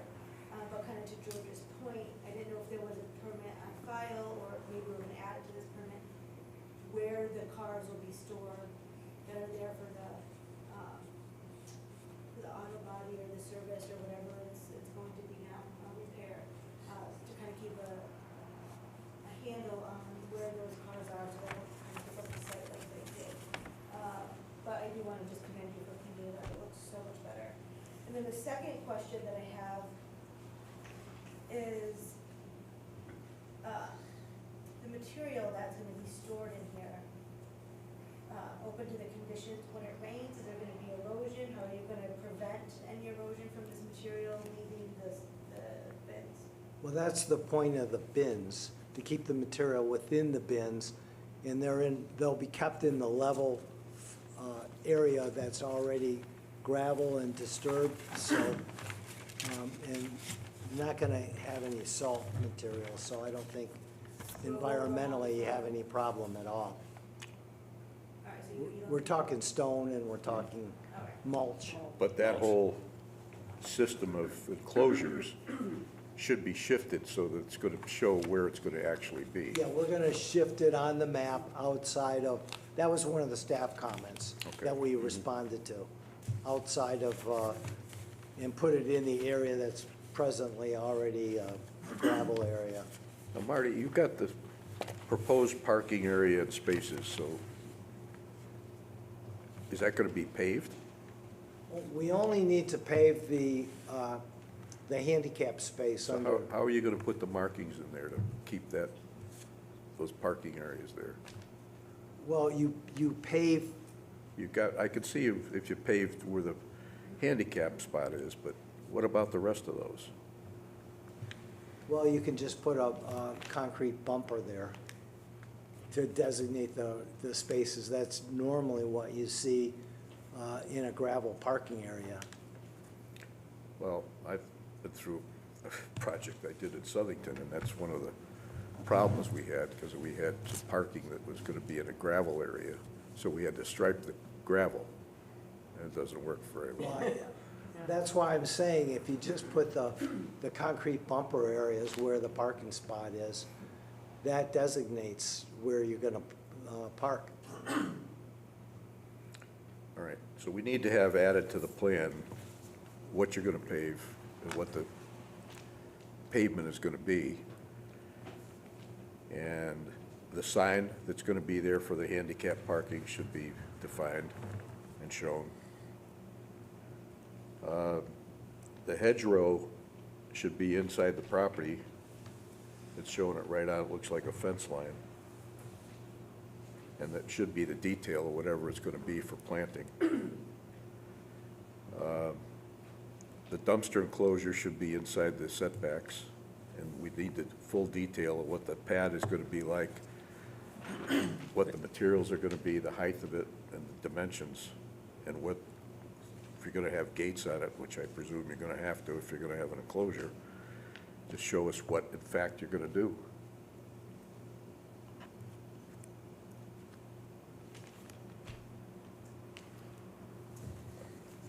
So another question I have. You're saying this is a storage business. The reality is it's storage of material to sell. So now, are you gonna sell it to contractors, or is it gonna be like a homeowner can come in with a pickup truck or a small dump truck and you're gonna sell to him? If you are, then shouldn't this also be retail sales? Well, As part of the permit? staff had asked us that same question, and we answered that we would sell to both a contractor and So the and permit to a should also homeowner. include retail sales, right? So Yes. that could be added to our application.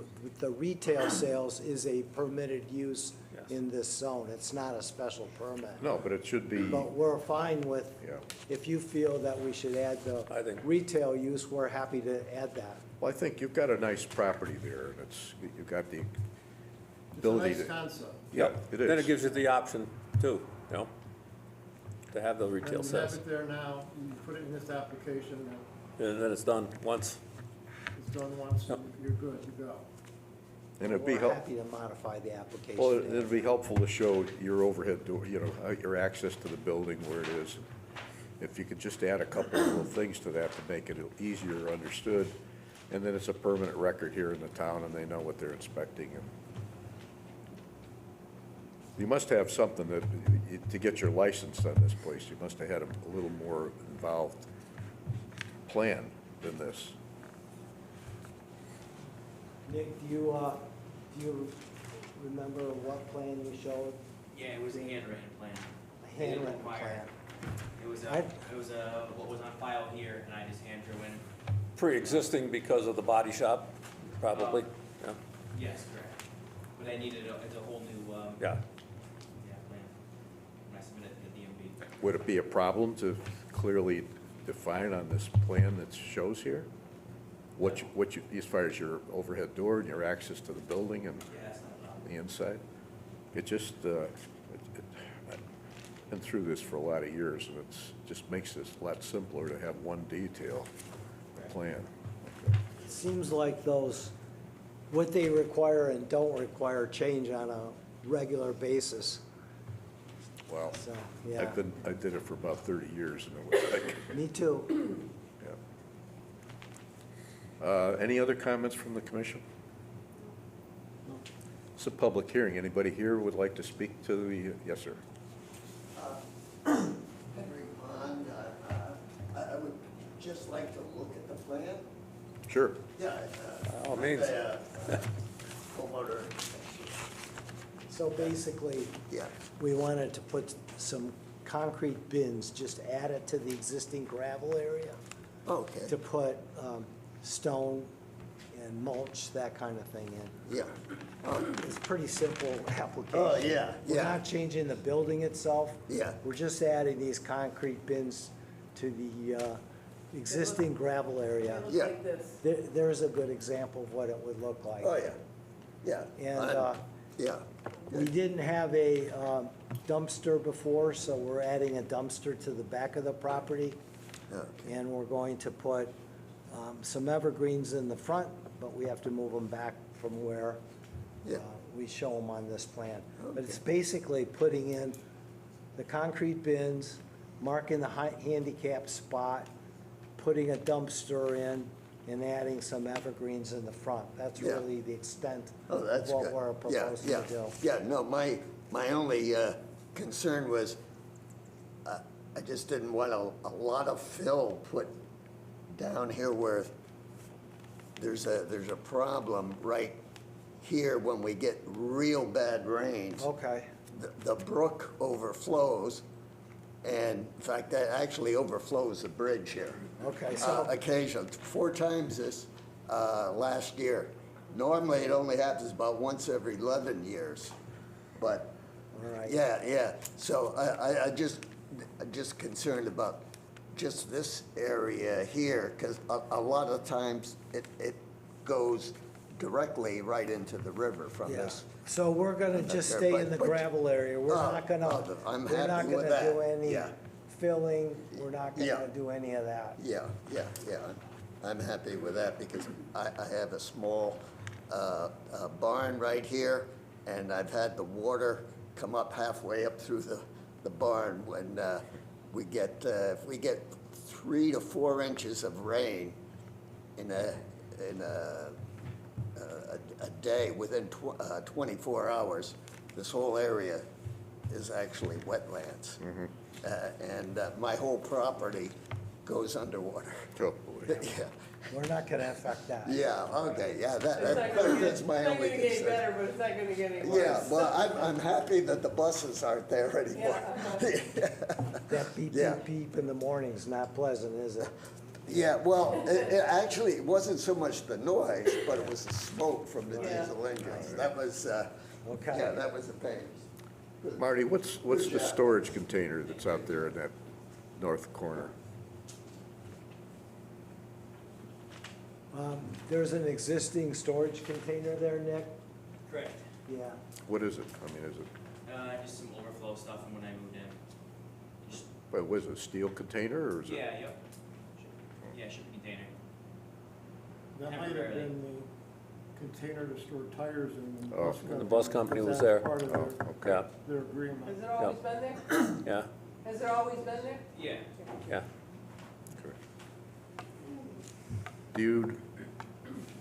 Have you summarized what we're asking you to I think I've do? written it all down, and Okay. fortunately, we have our surveyor here.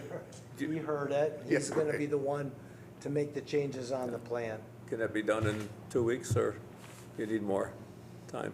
We're gonna be busy for 2 weeks. I think all the surveyors, engineers are all busy. There, everyone is. That's why I asked the question, because we can push it out a little farther if need be. But So Don't overload what's your you. thought about it? Do you want to go to the next meeting or the first meeting in July? are we gonna be ready to go in 2 weeks? Okay. Yeah, We'd 'cause like to do otherwise the it'd be two Well, weeks. if July if you 14th, can't, then otherwise- just let us know that, so we Yeah. can go to the next. Yeah, well, So we'll we got schedule time it for to the do it. 23rd, but if need be, then we can push it out 2 more weeks if we can't get done. We're just trying to get it done soon enough for you so you can get it done this season, so. Anything else anybody needs from the commission? Anybody in the public have anything that, questions or concerns? Okay, I'll make a motion to continue it to the next meeting on June 23rd. June 23rd. I'll second it. Any comments or discussion of the motion? All in favor of the motion?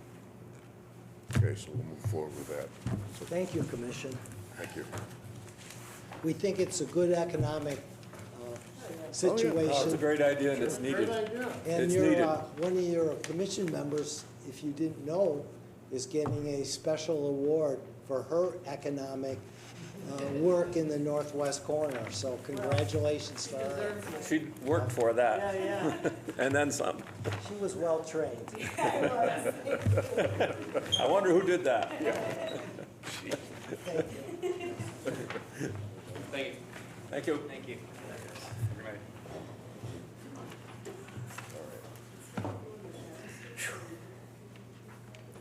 Yeah, let's do that. What's that? Pardon me? yeah. What do you want to do? Swap the agenda. I mean, there's some. Oh, yeah, that makes sense, yeah. Save you a couple hours. Hopefully not that long. Hey, 9 o'clock, that's it. Talk fast. All right, It's on the old business. okay, let me see what we got here. This, we need to actually add, this one Jeremy brought to your attention, PCC 25-11. That's the. Yeah, that's the, Do yeah, you need a motion to add PCC 25-11 to the agenda? yeah. I'll make that. Second. Any questions, comments? All in favor? Okay, You want to move that up? Yep. Now we're gonna move it up. I make a motion to move 25-11 up before old business.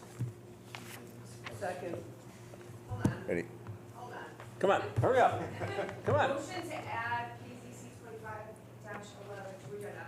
Krista and Charlene, unanimous. Motion to move it up on the agenda before the old business. I made it, Charlene seconded it. In front of old business. Yes, before old business, Keep up, neighbor. so we don't have to stay here all night. We'll review that. Have to vote on it. George, we'll have to vote on moving that up. yeah, all in Yep. favor of that? All in favor? Okay, Yep, Thank you. unanimous. Okay, we're good. all right, so what do we have here? Good evening. My name is Erica Ash. This is my husband, Steve. We own Ash Family Heating and Cooling. We recently rented 289, or I guess 277, I'm not really sure which it's supposed to be, for our HVAC business. We found out shortly after that it is actually a residential situation. We don't have any paperwork on that, Yeah, right? Shane said that she had printed it out and included it. Yeah, Do you have something? didn't make it to your packet, right? What is in my packet, right? Oh, wait, all right. Sorry. Yes. No, it's in mine. Got it. The Oh, agenda's okay. my fault, Got you it. have it in your packet. Yeah. Thank you, okay. The quick summary is that normally this type of business in an existing space probably wouldn't come to you. This is a non-conforming lot. It's a commercial building, historic commercial use in a town single-family zone.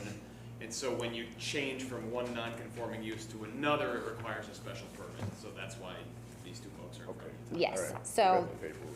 it has been vacant for a while. Prior to us, I believe it was a convenience store / deli situation. Yes. Yeah, yeah. We would like to use it for our HVAC company, making no changes whatsoever to the outside other than our sign, which will go on the existing bracket that is there, which will actually be smaller than the bracket because of I don't know, that theirs was too big. Ours will not be, Signed yeah, it ours way will not too be too large, big. yeah. And other than that, we're gonna put up a wall on the inside and make the heating and cooling more efficient. And we just kind of wanna be quiet and get the mayhem out of our house. Oh, that's where your business is? Yeah, and it's a little difficult. We have, well, 4 dogs now. Oh, Jesus. So, I mean, anytime the phone rings, the dog walks by, the dogs are going nuts. Not to say that they probably. Plus, you won't stole be. my desk. And I stole her desk. So It's is in this just office, or are you gonna have equipment? There's gonna be a little bit of storage. We have a wall up, so there's gonna be a little bit of just like equipment storage. The guys will probably stop by in the morning with the vans. There's not gonna be any overnight parking or anything like that, so there might be 2 cars during the day, a couple of vans in the morning, just to kind of load stuff. But we won't need any additional parking, no additional dumpster. We've just increased the frequency of the one there, or frequency of the emptying of the one there. Now, do you own the building? No. No. No, okay, so there's apartments overhead though? There are 2 apartments overhead. The building's owned by the estate of Matthew Perugini. But yeah, it's being managed by Michael Perugini, apparently. No, No. Matthew, other way around. The estate of Michael, managed by Matthew. So I think we just need a motion for a public hearing. So what has been done with this? It's been advertised? Not yet, we need to set a public hearing. Set We a need to public accept hearing, this, okay, all right. Can we get it advertised time enough for the 23rd? No, 'cause that's only 2 weeks away. More than 10, less than 15, so yeah, we can do it. Yeah, I mean, it's gotta be 10 at minimum, yeah. Yeah, so they just, the legal's gotta go out tomorrow, yeah, it can be done. I'll make a motion that we set a public hearing for PZC 25-11 for June 23rd, 7 PM. Second. Any discussion of the motion? Get it done. The only discussion I would have is, as part of the public hearing, just put on the record, some information about your business hours, like the loading, Yes, loading, yeah. and how that might impact Sure. residential. Absolutely. And the other situation is they ask for not having a site plan. Now, Because what? Yes. it's pre-existing, so. It's not pre-existing, so having site plan is not site required. So, okay. All right, As go. far, excuse me, as far as like traffic and the impact, I mean, we're literally, the guys pretty much leave from their house. Everything that we have in our vans is pretty much what we have. We're not picking up units at the shop and delivering them to people's properties. All that stuff gets delivered directly from a supply house there. If somebody has to go, honestly, it's probably only gonna be like a Tuesday morning, where the guys come, they drop off the receipts, and they grab a couple of contactors and a capacitor, and then they're off. Yeah, It's gonna be less traffic than there was when it was a meeting. 100%, yes. Tremendous. Just for the record at the public Yeah. hearing, make sure that you provide some information on what that will be. Yeah. Your hours, yeah. And at some point, and we've got it to discuss tonight, that will be rezoned as town gateway. So that use would be allowed at that point, once it's rezoned. But there was a error somewhere along the line that We've had some difficulty with, there's a Heard strip, that. there from there up to Beach Street that got into the town single family that we just found out about it when you sent the application in. So, yes, so we need to rezone that as town gateway. okay, so you just made a motion to, in a second? Yep. We're all in favor of that, Yep. June 23rd? Okay, public hearing. So, So you're all set with what you need? 23rd, we'll 23rd. be done. Sounds great. Thank you. so much. Yep, Yeah, thank you. at least you're busy, that's Yeah, good. we're trying. Good, We're definitely trying. okay, thank you. Good. Enjoy the rest of your Okay, evening. that's another one for the 23rd then. Okay, let's see what we got here. So, PZC 25-7 is 4C, applicant Town of Winchester, location various, proposal update official I've zoning seen the map. name before, I never knew who owned it. Yeah, oh, that store, oh, yeah, well, next door to me was my stepbrother had a barber shop for years, Joey, Joe. Clark Sisters. Yeah. Yep.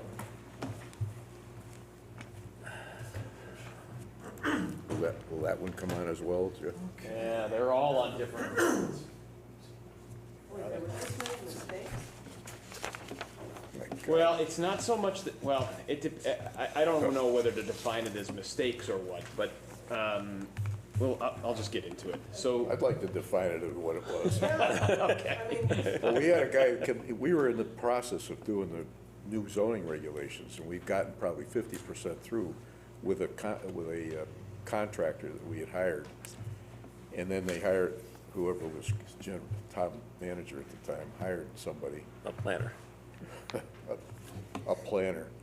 And it just never got onto the mapping the way it's supposed to be that we talked about. And we didn't go back and checked it because we had instructed what we wanted done. Presumed it was going to be done, and it wasn't, so. But anyways. It's about the 5th time we've done this. Well, we're doing the best we can to get it right. Well, let me tell you, and, and I talked to Adam, I talked to him today when he said he wasn't available. And this is the first time, and I've been here a long, long time, this is the first time we've gotten the kind of guidance that you're providing to us, so I appreciate it. And what a difference. But I want to ask you, I mean, did you actually go back and refer to the minutes that where this happened? So you know. How did you get to? A couple of different ways. I went through, so the last time your map was officially updated was 2017. So the first thing I did was try to go through and find all the zone changes that were approved since 2017. Then I went back even further than that, found a bunch of properties that were supposed to have been changed as part of that map, and either were or then were not picked up on your GIS mapping, or the other way around. There's a few things that got updated on your GIS layer on the online platform that were not updated on your 2017 official map, which is filed down the hall in the clerk's office. So we're just trying to meld all those things together. Get those corrected. Believe me, we all know this. Yeah. So, but the fact is, making sure we've gone back to the foundational voting on it, and Yes. that's reflected now in Yes. the mapping. Yes, I think so. And I'm not going to say that I know it all, but Jeff and I, we've been trying to get this right, and the last piece of the puzzle, and I don't, this is so new within the last couple of weeks that I really didn't even try to go back and search this one out, but, and I'll get to that in a minute, but that area that we just talked about up on North Main Street. So up on the screen is the map that you have seen. This is dated April 10th. This incorporates the changes in that neighborhood, and I don't remember the name of those streets over there, but kind of close to the region. Yeah, it goes from regional. Beach Street to. Well, this is over on the western or eastern side of town. Oh, okay. We had taken a number You're of looking at Old New small Hartford Road. parcels. You're looking at Old New Hartford Road and Yeah, that's it. Central Avenue. Yeah, I'm just okay. I'm just recapping where we were as of April 10th, and we took a number of those small parcels in this neighborhood here and flipped them into the town's single-family zone because they were in rural residential, which really doesn't make a lot of sense in terms of their size and configuration. We took a straggling parcel way at the edge of town, which was in Town Gateway, and flipped that over to rural residential, which is surrounding it. It's a single-family home. It was in Town Gateway. It didn't make a lot of sense. We grabbed the former KFC piece, put that back into Town Gateway, which is where it should have been, but was not on the latest maps. What was it? Either rural residential or town single family, I forget which it is. Yeah, I think town it was single TSF, family it was, And then we grabbed some parcels associated with the marina, which had an approved zone change about a year and a half ago or so. Got those on the newest map, and I think there were, and then Overlook Drive, I think, was the other piece that we made some changes to get those out of the Highland Lake District. To the town single family. TSF, Good. So that's this map dated April 10th. This is the one that the hearing was predicated on. This is the map that is down at the clerk's office for public inspection. Because that's where this has been referred out to the COG and to our neighboring municipalities. This is the map that we've all been working on.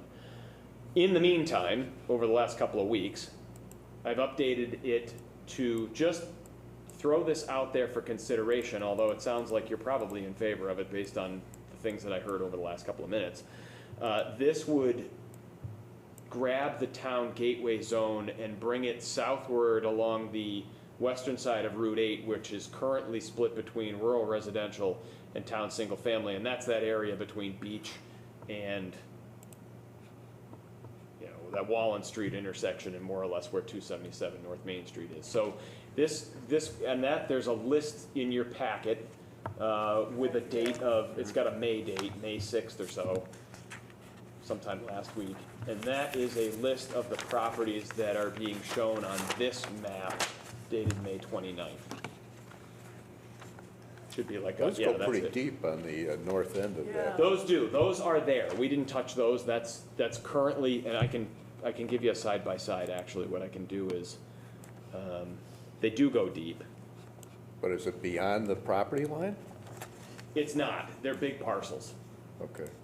Most of those parcels run right up Right the up the mountain, house, so okay. it's Yeah. make-believe. Yes, yeah, Okay. exactly. All right. Yeah, those So are, in terms of that part of town, this is your current zoning here. Which On side? on the right-hand side, this is your current zoning. And sorry, that route number overlays those parcels. And what we're talking about is the left-hand side of your screen. So it would basically be from this point south down to the intersection of where Wallen So Street you're comes in. adding Adding all Town those- Gateway. On the western, all those. basically right now, western they're side. residential homes. A number of them are single-family residential, Right. yep, a number of them are commercial. And that's the conversation that we Like where- wanted to have. That's where the car wash is. Yep. package things like store, that. all that stuff through there, right? Yep. Okay. But that should have all been On the- gateway. On the existing map, so the, what is Wallen and there's that beach, so everything south of that is already. Already Town Town, Gateway. Town Gateway, yes. Yep. Yep. It's already Town Gateway. So, the purple's Town Gateway, Correct. so this list that you gave us here, right here, That should be the one with, Yeah. it should have a date on the top. It says June 3rd? Yeah, that's it, yep. June 3rd. yeah. So, the Ash family, their property is 287? 277, I believe. 277, 289. 277, and that's town, It's It's not on- currently in town single family. but you don't have 277 on this map. Check, look for 289. It's not on here. No, it might be 227. Estate, oh yeah, Estate of Michael Perugini. I was gonna say, it Oh, should, it says it better be on there. It says 227, it's the very first one. Oh, that should be 277. What a lousy typo that Yeah. is. Yeah, that's bad. It's not 227. So it's 277. 277. Okay. Okay. Let me just, I'm gonna navigate to it on your GIS and just make sure that we, got the right, and that's an easy fix. It's a lousy typo. There it Yeah, is. 277. So the property ID is Yeah, probably because more it all important comes than down the to the street corner of number. Beach Street. Yeah, 107-3609 is the. Because the building on the corner of Beach Street, that's the one we approved for a laundromat several years ago. There used to be a barber shop in one portion of it for many, many years. I mean, for Yeah, a lot of years, there was a barber shop there. Yeah. So it's always had commercial uses up through there. Right, right. But the car wash is currently in town single family. There's a package store on one of Yes. those properties that's in town Yeah, single there's a family. small junk store, antique So at store, a or minimum, whatever. we wanted to grab those parcels and in a conversation within the office, you know, recognizing that yes, they're single family homes, but it might make sense to just keep that Well, zone. that's what our intention was when we Okay. did this. We Keep the figured whole they've strip got current Town use, Gateway. and they're fine, They but can keep it, right, exactly. Yeah, well, I mean, so there's a lot of 1, 2, 3, 4, 5, 6, 7, 8, 9, 10, 11, 12, 13, 14, 16 single-family homes that we're making pre-existing non-conforming. If they wanna do anything to their homes, we want to come in for special permits. I mean, I really.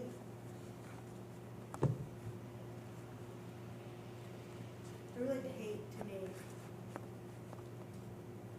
conforming properties make them do now that, yeah. conforming. Yeah. Especially for a single-family house, even though it does, you know, make sense to allow that type of use. I'm wondering, Well, if we only go to Beach Street instead of all the way up, that cuts off quite a few of those It does. single-family residences. Yes. Yeah, So, it does. Where's Beach Street? Where the, I know. well, we'd have to go as far as the package store to bring Okay, that right into there? conformance too. Yeah. Okay, That piece of property, but yeah. I think your point is well taken, but we also talked about, there's a lot of stuff in town that are factories that were, years ago, were factories, and they're still buildings that there, and we changed them to single-family. Right. And they're sitting vacant and, you know, so I mean, Yeah, but I mean, then you start screwing around with that, and then it just doesn't work. What do you mean? What do I mean? Yeah, You got a factory in a residential I area. know, That's the package store over but we can't, they're not vacant. So what do you They're want to being do, put used. them back to a, No, I wanna get rid of them, but. Well, I you understand, know, but you give can't them- just do they- that, you know, but they we've- have like historical. we've set the pre- stage for this Yeah. so that they transition. Exactly, And that's the point. right. Exactly. But it makes them have, you know, they've got the existing uses, especially the or the industrial stuff. And we've gone through that with that one I building. know. And, you know, gave them a list of what they had, and that's, they could continue to do that, but you want to change it, good luck. Yep. So what's the feeling here?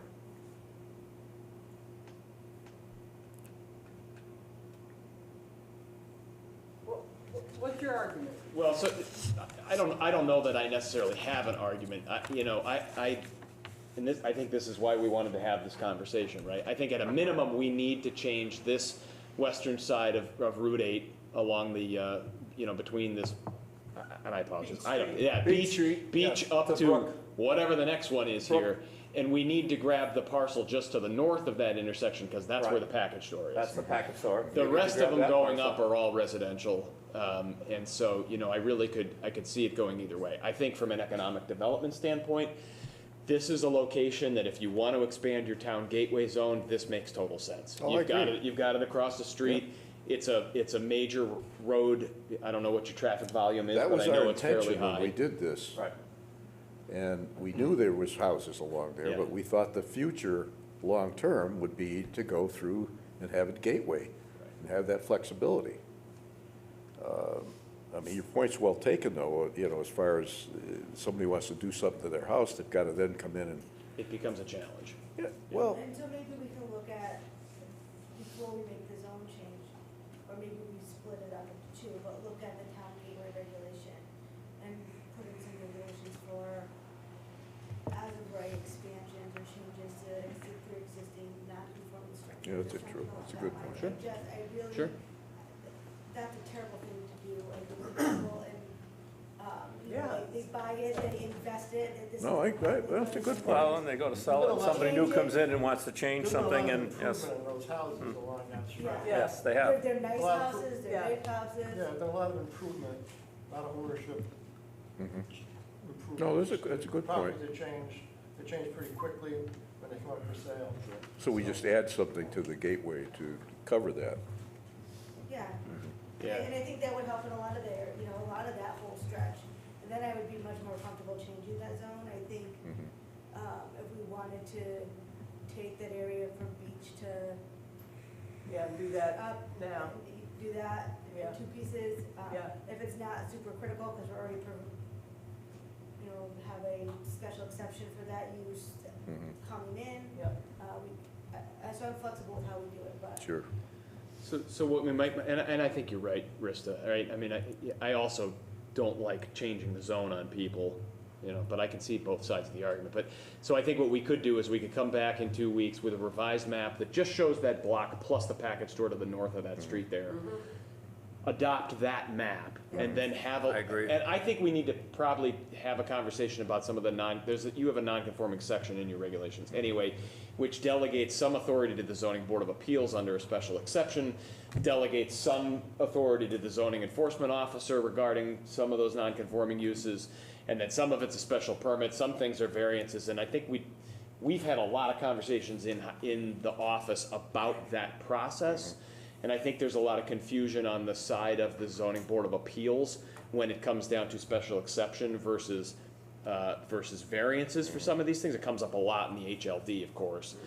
And I think we probably want to have a broader conversation as part of the updating of the regs that we're doing anyway about whether or not that still makes sense. A special exception and a special permit are essentially the same thing in statute. There really is no difference.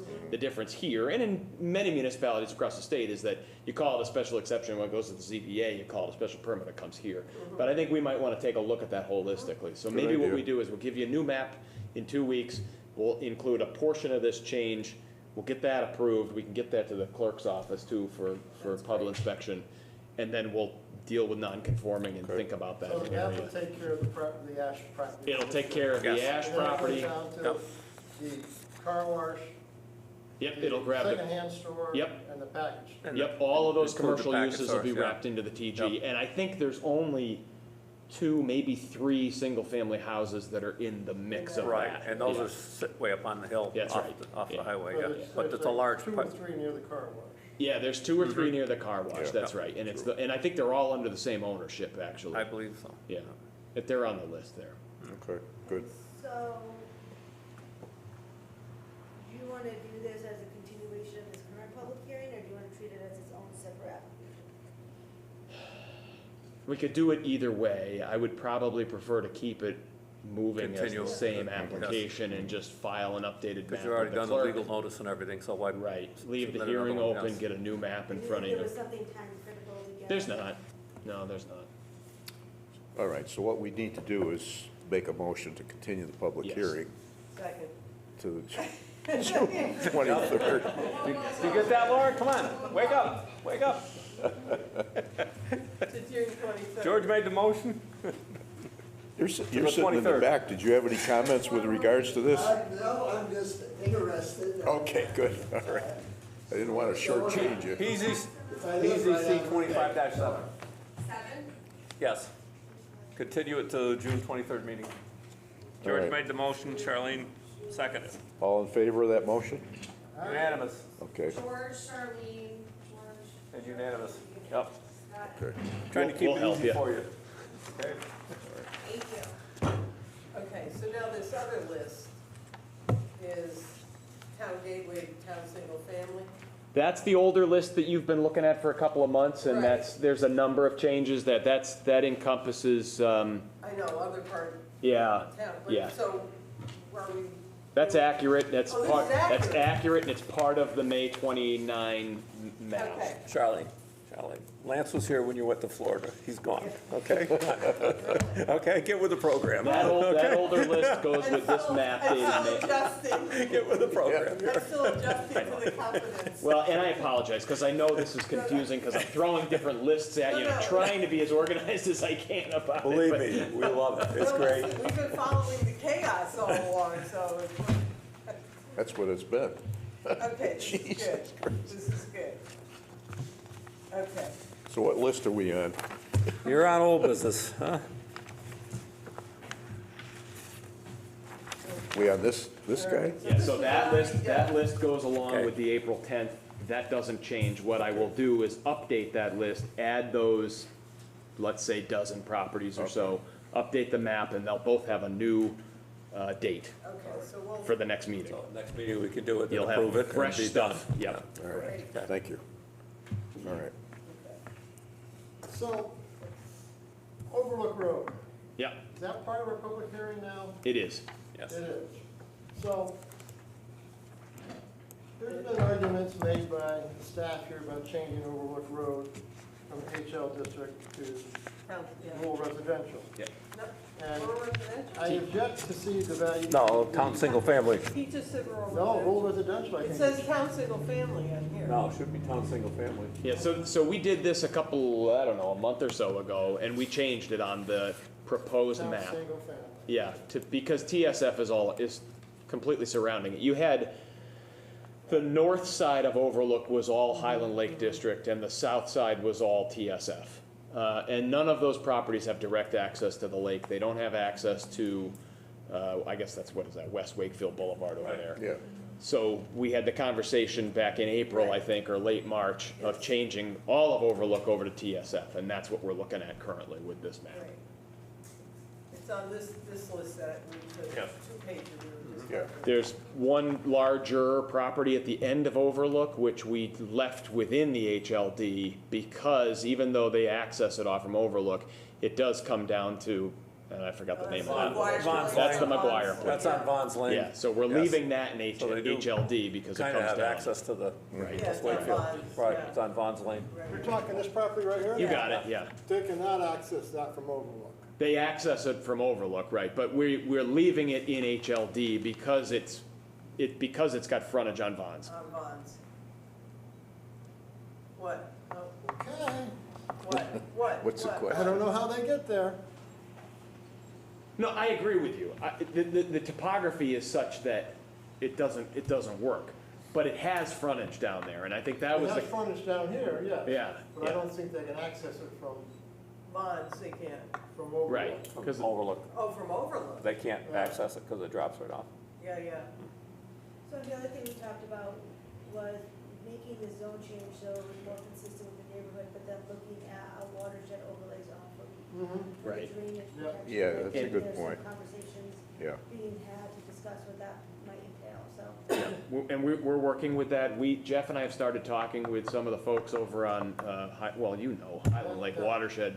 So we really, I think that's sort of the next step in the process, but we wanted to kind of get the map straight, the zoning map, and then we'll do that overlay and figure out what that all looks like. And that'll take care of a lot of, So do we continue this to the next meeting as well? yeah, I think we continue everything. public here. So I've given you basically two versions of the map, but you're gonna get a third one as part of this public hearing, and with this discussion, you'll have a new map to review that I think you could probably approve at your next meeting. Okay, all right. Willie, were you interested in changing that property and probably the one to the left, which I'm guessing is added to town single family because they don't have direct access to the lake? Well, I think the way that land's shaped there, that water all runs down Vaughn's Lane. Yeah. So you might as well just keep Leave it as it is. Yes, I would leave it. Because that way. Vaughn's Lane's a terrible It's all downhill, No yeah. kidding. It's all downhill. That's one of the biggest drainage area problems up Yeah. there. Well, that's why you've got a lake at the bottom of the slope, right? Exactly. That's how that works. Yep. All right, Okay, thank you, everybody. very good, thanks. All right, so let's see what we got here. Okay, old business. Old business? One's going to July 14th. Yeah. All right, we've continued the 165 Wiley one. Torrington Road. Yeah. and we've Martin got- Connors continued. Martin Connor has been continued. 25/7 is Maps are continued. going. All Yeah. right. So, and we added this 2511, so that's taken care of. All right, we're coming up, it's almost 9 o'clock, so we're not gonna go beyond where we're going, frankly. I've got somebody, Okay. So, I noticed in something you said, on that parcel, they're not, they want to do a helipad there on Riverton Road? Not Riverton, no. What was that? I No, just that's- read it. That's on the, 165, yeah. Oh, yeah, okay, so now they don't want to do it. No, they're just waiting for the regulation to catch up. Yeah, Got it. yeah, they Because we had the have- we have helipad no on the. regulation, Right. so they Right. can't. So, and I recognize it's getting late in the evening. I sent you all, in your packets, you Right. have a number of proposed or potential changes to your zoning regulations, the Highland Lake District fence stuff that we talked about a couple of weeks ago, regulations for helipads. I made some small updates there based on some comments that we got. Manufactured and mobile home definitions so that we can resolve that. And the Appendix A, which is your use table. So what I would say, and they should be in, I think they printed in color, it looks like they did. So the changes are in red. I don't know that we need to have deep discussions tonight, it's up to you, but no, I think we're close to 9. take them home, Yeah. read them, and we'll talk about them in a couple of One weeks. thing that people, instead of putting fencing up, put plants in. Right. And we should include a height restriction to that type of thing, because otherwise, I see pictures of stuff that are just, 30-foot arborvitae's, right? yikes. You know, and we started down that path a little bit, we had that conversation a few weeks ago. I think the struggle becomes enforcement. And how do we enforce it? Now, we could put it in the regulations in sort of an honor code system, and it's there, and hopefully most people obey It's it. guidance then, and, Right. yeah. Put the guidance in there. It just, I don't think you have a problem until you get a neighbor dispute. Bingo. That's when you have the problem. And that's when you always have a That's when you problem, have the right? You problem, always exactly. have those problems, and it just becomes So- about, all right, are we really gonna go out there and say, okay, you've gotta lop your trees at 6 feet because that's what the regulations say? And Well, they should approve in the first place. I don't disagree with you. So, I mean, if that's something the commission wants to do, we'll bat that around. I look to Jeff, because he's the enforcement officer, and, you know, He's it's, gonna make Shane do it, so. That would solve a lot of your questions. Yeah. If the arborvitae's were the same rules as a fence, Yeah. that would solve your issues. Yeah. Have put down they cannot exceed the height of the fence, and that's it. Yeah, It- well, I without- think that's gotta be added, because it's. Without putting just, an actual height. Well, is there a way to look at, some of the, and I know this is not as out of context, but the right tree, right place, that, everyone know that one of the trees that don't grow that tall, they have some recommendations, maybe we can look at the tree, so we're not approving arborvitae, because I think, Jeremy, help me out, it's late and I'm tired. The whole court case about. Miniature putting use. the elephant and not letting. yeah, well, that's I feel like that's. kind of- non-conforming stuff, that's, yeah. But I don't wanna get in that situation where we're in court before a judge saying you approved arborvitae's and now you're making them come down. I Yeah. think that's. So one of the things that I started to, and we can do a little bit more research on this, but one of the things that I started looking at was just right in your fence regulations, saying a fence includes this, and also, vegetation All screening, and vegetation. not defining All what vegetation and plantings. Yeah. Right, so, we gotta Cannot look at, exceed we the gotta height look of at the that a fence. little bit. Should we at least have a list of acceptable plantings then, or how? No, that could change too. It could, right, and I think we'll probably look at that in terms of an overlay zone, because we're gonna probably wanna try to push people towards native species, and I don't know, is a giant arborvitae a native species to Connecticut? Probably not, and so we get, there's big conversations that need to happen there, but we can look at, we'll see what we can find for other towns. We don't need to be inventing the wheel, but we'll see what's out there. The idea is to protect the view shed, right? Right. So we got so much population there. so they- Right, it's dense, Try to it's dense. get some kind of guidance to people. And then the only other thing that's on there under other business is House Bill 5002, which has been given a public act number 25-49, and there's a whole bunch of stuff in there, but I'm not even gonna bother telling you, because as we were sitting here listening to DOT, I'm reading the Connecticut Mirror and seeing that the governor may veto this thing if he doesn't Hopefully get he will. some changes, so. He's gonna, We're That's gonna- why I sent the I'm gonna email out I'm gonna about sit on how my to butt for contact now, the and governor. we'll I talk saw about what that, happens that in one 2 came to weeks. me, and I wrote in right away, and I said, I'm gonna send this to some people, so. I think he got an earful from a lot of Yes. places. they don't Yeah. like it, so. Well, and Yankee Institute sent out, I think, to a lot of people that, contact the governor here, and it gave you the link right to contact him. Right. One quick question before the gavel falls. On your chart here, Yep.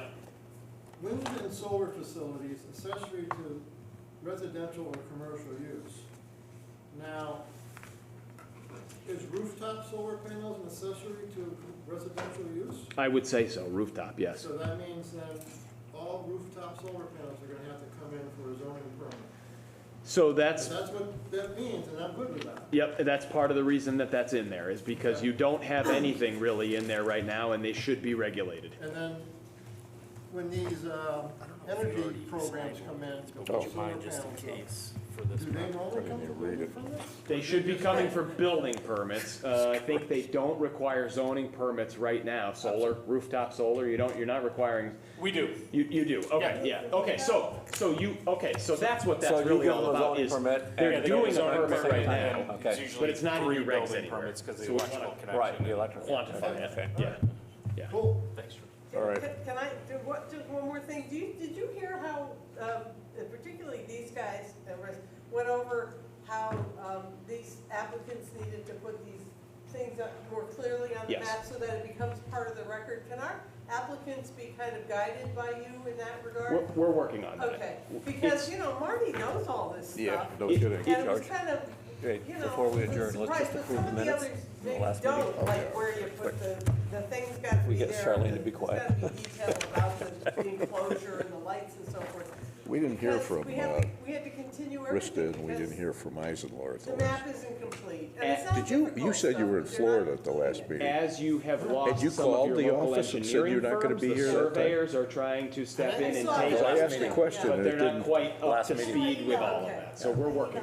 I was trying to schedule stuff. Just feel bad for them, you know, they Yeah, have okay. to continue their. No, when we had the special meeting, that was a special. Then I emailed him. Okay, all right. Okay.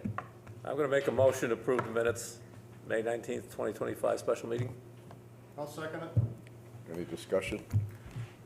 All in favor? Aye. Motion to adjourn. Second. That's what you wanted? All in favor? Okay. Yeah, aye. Got it? Okay, good. You got that done, huh? Thanks all. Right I on know it 9 was a o'clock, long one. I George. You appreciate did it. good. You got it done? Huh? 9 o'clock? Well, you know, push it over the hump, you know? Interesting meeting, guys.